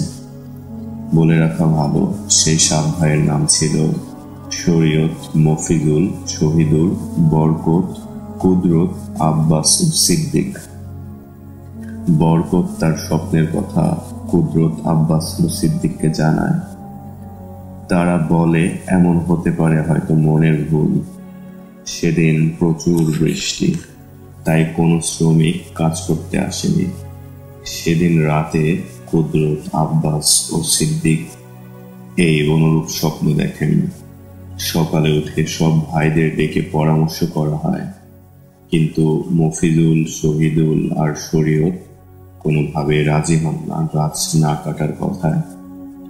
তারা একই বাসায় থাকত। তাদের বাসাটি স্কয়ার শেপের ছিল ও মাঝখানে উঠান ছিল, অর্থাৎ ফাঁকা জায়গা ছিল। তাদের মধ্যে 2 জনের শুধু বিয়ে হয়েছিল। এদের মধ্যে সবচেয়ে বড় ছিলেন শরীয়ত। তার বয়স ছিল প্রায় 38 বছরের কাছাকাছি। তারপর শ্রমিকদের নিয়ে তারা গাছ কাটতে যায়। গাছ কাটা শেষে তারা বাসায় ফিরে আসেন। স্বাভাবিকভাবেই রাত পার হয়, কিন্তু সকালে কুদরত, আব্বাস ও সিদ্দিককে পাওয়া যায় না। গ্রামবাসী অনেক খোঁজাখুঁজির পর ছিন্ন বিচ্ছিন্ন অবস্থায় তাদের ওই বটবৃক্ষের গোড়ায় দেখতে পায়। তাদের একজনেরও হৃৎপিণ্ড পাওয়া যায়নি শরীরে। তার পরিবার খুবই শোকাহত ও ভীত অবস্থায় দিন কাটাতে শুরু করে। এদিকে পুকুর খননের কাজও বন্ধ থাকে। গ্রামের লোকজন, মুরব্বীরা বলা বলি করত, সেখানে নাকি এক গলা কাটার বসবাস। তার শরীরে মাথা নেই, হাতড়ে হাতড়ে ঘুরে বেড়ায়। অনেক বিশাল জায়গা জুড়ে পুকুরগুলো হওয়ায় পাহারাদারদেরও প্রয়োজন ছিল। বটবৃক্ষের কাছেই প্রায় 20-30 হাত কদম দূরে যে পুকুরটি ছিল, তার পাশে একটি ছোট কুঁড়ে ঘর ছিল। সেখানে 2 জন পাহারাদার থাকতেন। পুকুরের পাড়ে কলার গাছ লাগানো রয়েছে, ফলে পাশের পুকুর দেখা যায় না। তখন শীতকাল, চারিদিকে কুয়াশায় আচ্ছন্ন, ঘুটঘুটে অন্ধকার, ঝিঝি পোকার শব্দ আর মৃদু বাতাসে কার যেনি গোগানের আওয়াজ ভেসে আসছে দূর দূরান্ত থেকে। তারা 7-5 না ভেবেই ঘরের বাইরের কাঠের চকিটাতে শুয়ে পড়ে। গ্রামাঞ্চলের ভাষায় বিছানা, খাট এগুলোকে চকি বলে কেউ কেউ। রাত প্রায় 3টা কি 3:30। লেপের মধ্যে একজন পাহারাদার ঠান্ডা কিছু অনুভব করেন। রক্তের গন্ধ আসে।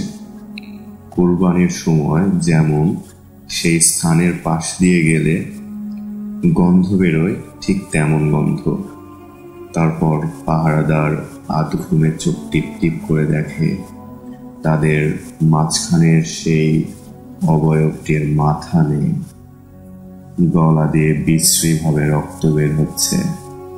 কোথা থেকে যেন এক অদৃশ্য শব্দ তাকে বলছে, ভয় নেই, আমি তোদের কোনো ক্ষতি করব না। বাইরে খুব শীত, তাই এখানে এসেছি, ভয় নেই। এগুলো দেখে শুনে কি কোনো সুস্থ স্বাভাবিক মানুষ সেখানে থাকতে পারে? সে আত্মচিৎকার করে। এ চিৎকার শুনে পাশের জন উঠে বসে। অপর একজন দৌড় দেন। পাশের জন দেখেন একটি লম্বা হাত লেফট থেকে বের হয়ে তার বুকের মধ্যে ঢুকে যায়। তার হাত পুরো কালো লোমে আবৃত ছিল, নখগুলো বড় বড়। হৃৎপিণ্ডটি ছিঁড়ে বের করে গলা দিয়ে ঢুকিয়ে নেন অবয়বটি। সে পাহারাদার এই দৃশ্যগুলো দেখেন, তিনি সেখানে অজ্ঞান হয়ে যান। পরে তার মুখ থেকে গ্রামবাসী ঘটনাটি শুনেন। পরবর্তীতে সে পাহারাদারের প্রচন্ড জ্বর হয়। 15 দিনের মাথায় প্রচন্ড রক্ত বমিতে তার মর্মান্তিক মৃত্যু ঘটে। যেখানে বটবৃক্ষটি ছিল তার 2টি পুকুরের পাশেই একটি তাল গাছ ছিল। তার পাশ ঘেঁষেই ছিল একটি ডোবা, অর্থাৎ ছোট একটি কালো পানিতে আবৃত ছায়াপূর্ণ পুকুর। আগেই বলেছিলাম ওই 7 ভাইয়ের কথা। এর মধ্যে মফিজুল নামক এক ভাইয়ের মাছ ধরার খুব নেশা ছিল। যেই তো পূর্বে সেখানে মাছ ধরেছে, তখন শীত পেরিয়ে হালকা গ্রীষ্মের ভাব, আকাশে মেঘ জমে, আবার ক্ষণিকের জন্য ঝড়ও হয়। সেদিনের আবহাওয়া ভালোই ছিল। মফিজুল মাছ ধরতে যায় দুপুরে। সে তাল গাছের পাশের ডোবায়। 2-3 ঘন্টা হয়েছে, তবুও তার বড়শিতে একটি মাছও ওঠেনি। বিকেলের আসরের আজানের পরপর মফিজুল খেয়াল করল ডোবায় বেশ মাছ আছে, কিন্তু তার বড়শিতে মাছ উঠছে না। কিছুক্ষণের মধ্যেই সেখানে সূর্যের আলো কমতে শুরু করলো। মফিজুলও মাছ পেতে শুরু করলো। জনমানবহীন ছায়াপূর্ণ থমথমে ভৌতিক পরিবেশ, ঝিঝি পোকার শব্দ আর নানান ধরনের পাখপাখালির আওয়াজ। কোথা থেকে যেন এক ছোট্ট শিশুর আবির্ভাব ঘটে হঠাৎ। সে জড়তার সুরে কথা বলছিল, আমাকে মাছ দিবে? অনেক দিন ধরে খাই না, আমাকে মাছ দিবে? মাছ? মফিজুল ধমকের সুরে, যা এখান থেকে। কোত্থেকে আসে এরা? আমি কষ্ট করে মাছ ধরছি, সে নাকি মাছ নেবে? যা, ভাগ এখান থেকে, পালা এখান থেকে। তুমি তো অনেক মাছ পেয়েছো, আমাকে কটা মাছ দাও না? হবে না, যা। তোকে ফল ভরতে হবে মফিজুল, তোকে ফল ভোগ করতে হবে। বলে সেখান থেকে ছেলেটি চলে যায়। সন্ধ্যা হয়ে গেছে প্রায়। বড়শির সাথে যুক্ত পানির নিচে যেটি থাকে কালা বাহুক বলা হয় গ্রামাঞ্চলের ভাষায়। সেই কালা বাহুক এ লাগানো টোপ যা মাছকে আকৃষ্ট করার জন্য দেওয়া হয়, সেগুলো প্রতিনিয়ত কিছু একটা খেয়ে ফেলছিল। তবুও মাছ বড়শিতে উঠছিল না। এভাবেই চলতে চলতে মফিজুল আবারও মাছ বড়শিতে তোলা শুরু করে। এক পর্যায়ে সে সিদ্ধান্ত নেয় বাড়ি ফিরে যাবে, কিন্তু মাছ ধরার নেশা তাকে পিছুপা করছিল। হঠাৎ বড়শি টান দেওয়াতে সে ভারী কিছু অনুভব করে। অন্ধকারে তেমন ভালো করে জিনিসটি দেখাও যাচ্ছিল না, শুধু চকচকে কিছু দেখা যাচ্ছিল। সে ভেবেছিল হয়তো বড় কোনো মাছ। যাক, ভালোই হলো। বড়শির সজোরে টান দেওয়াতে জিনিসটি সুতো ছিঁড়ে তাল গাছের ওপরে যেয়ে পড়ে। সে অবাক হয়ে তাকাতেই দেখে সেই ছোট্ট বাচ্চাটি, যার ঠোঁটের এপার ওপার হয়ে কালাটি প্রবেশ করেছে। উলঙ্গ অবস্থা, কি বিশ্রী চেহারা, জলজলে চোখে মুখে এক ভৌতিক হাসি। বলছে, আমাকে মাছ দিসনি কেন? মাছ মাছ দিসনি কেন আমাকে? মাছ। মফিজুল খুব ভয় পায়। সে তার মাছ ধরা ব্যাগ, বড়শি এগুলো নিয়ে বাসায় চলে যায়। 2-3 দিন তার কোনো অসুবিধা হয় না, কিন্তু তারপর থেকে সে অস্বাভাবিক আচরণ শুরু করে। বাসার রান্না করা সব মাছ সে একাই খায়, আবার কাঁচাও খেয়ে ফেলে। এগুলো আচরণ বাড়ির লোকজন খেয়াল করে। তারপর তাকে নিয়ে এক হুজুরের কাছে নিয়ে গেলে হুজুর বলে, সেই তার নিজের ক্ষতি করেছে। ওর ধরা মাছগুলো থেকে 2-3টে মাছ দিলে তার কি এমন ক্ষতি হতো? কেউ একে বাঁচাতে পারবে না, কেউ বাঁচাতে পারবে না। একমাত্র আল্লাহ তাআলা ছাড়া কেউ বাঁচাতে পারবে না। আপনারা দোয়া করুন। এ ঘটনার কিছুদিন পরে তাকে আর খুঁজে পাওয়া যাচ্ছিল না। অনেক খোঁজাখুঁজির পর সেই ডোবায় তাকে পাওয়া যায়। তার পেটের কাছে বড় একটি ছিদ্র ছিল, সেখান দিয়ে হয়তো সব মাছ প্রবেশ করে তার ভেতরের অঙ্গ প্রত্যঙ্গগুলো খেয়ে ফেলেছে। চোখও ছিল না। এগুলো দেখে কেউ আর তাকে ওপরে উঠায়নি। আজও নাকি বীরের আশেপাশে দেখা যায় তাকে। আল্লাহ তাআলার কাছে সবার সুস্থতা ও দীর্ঘায়ু কামনা করছি।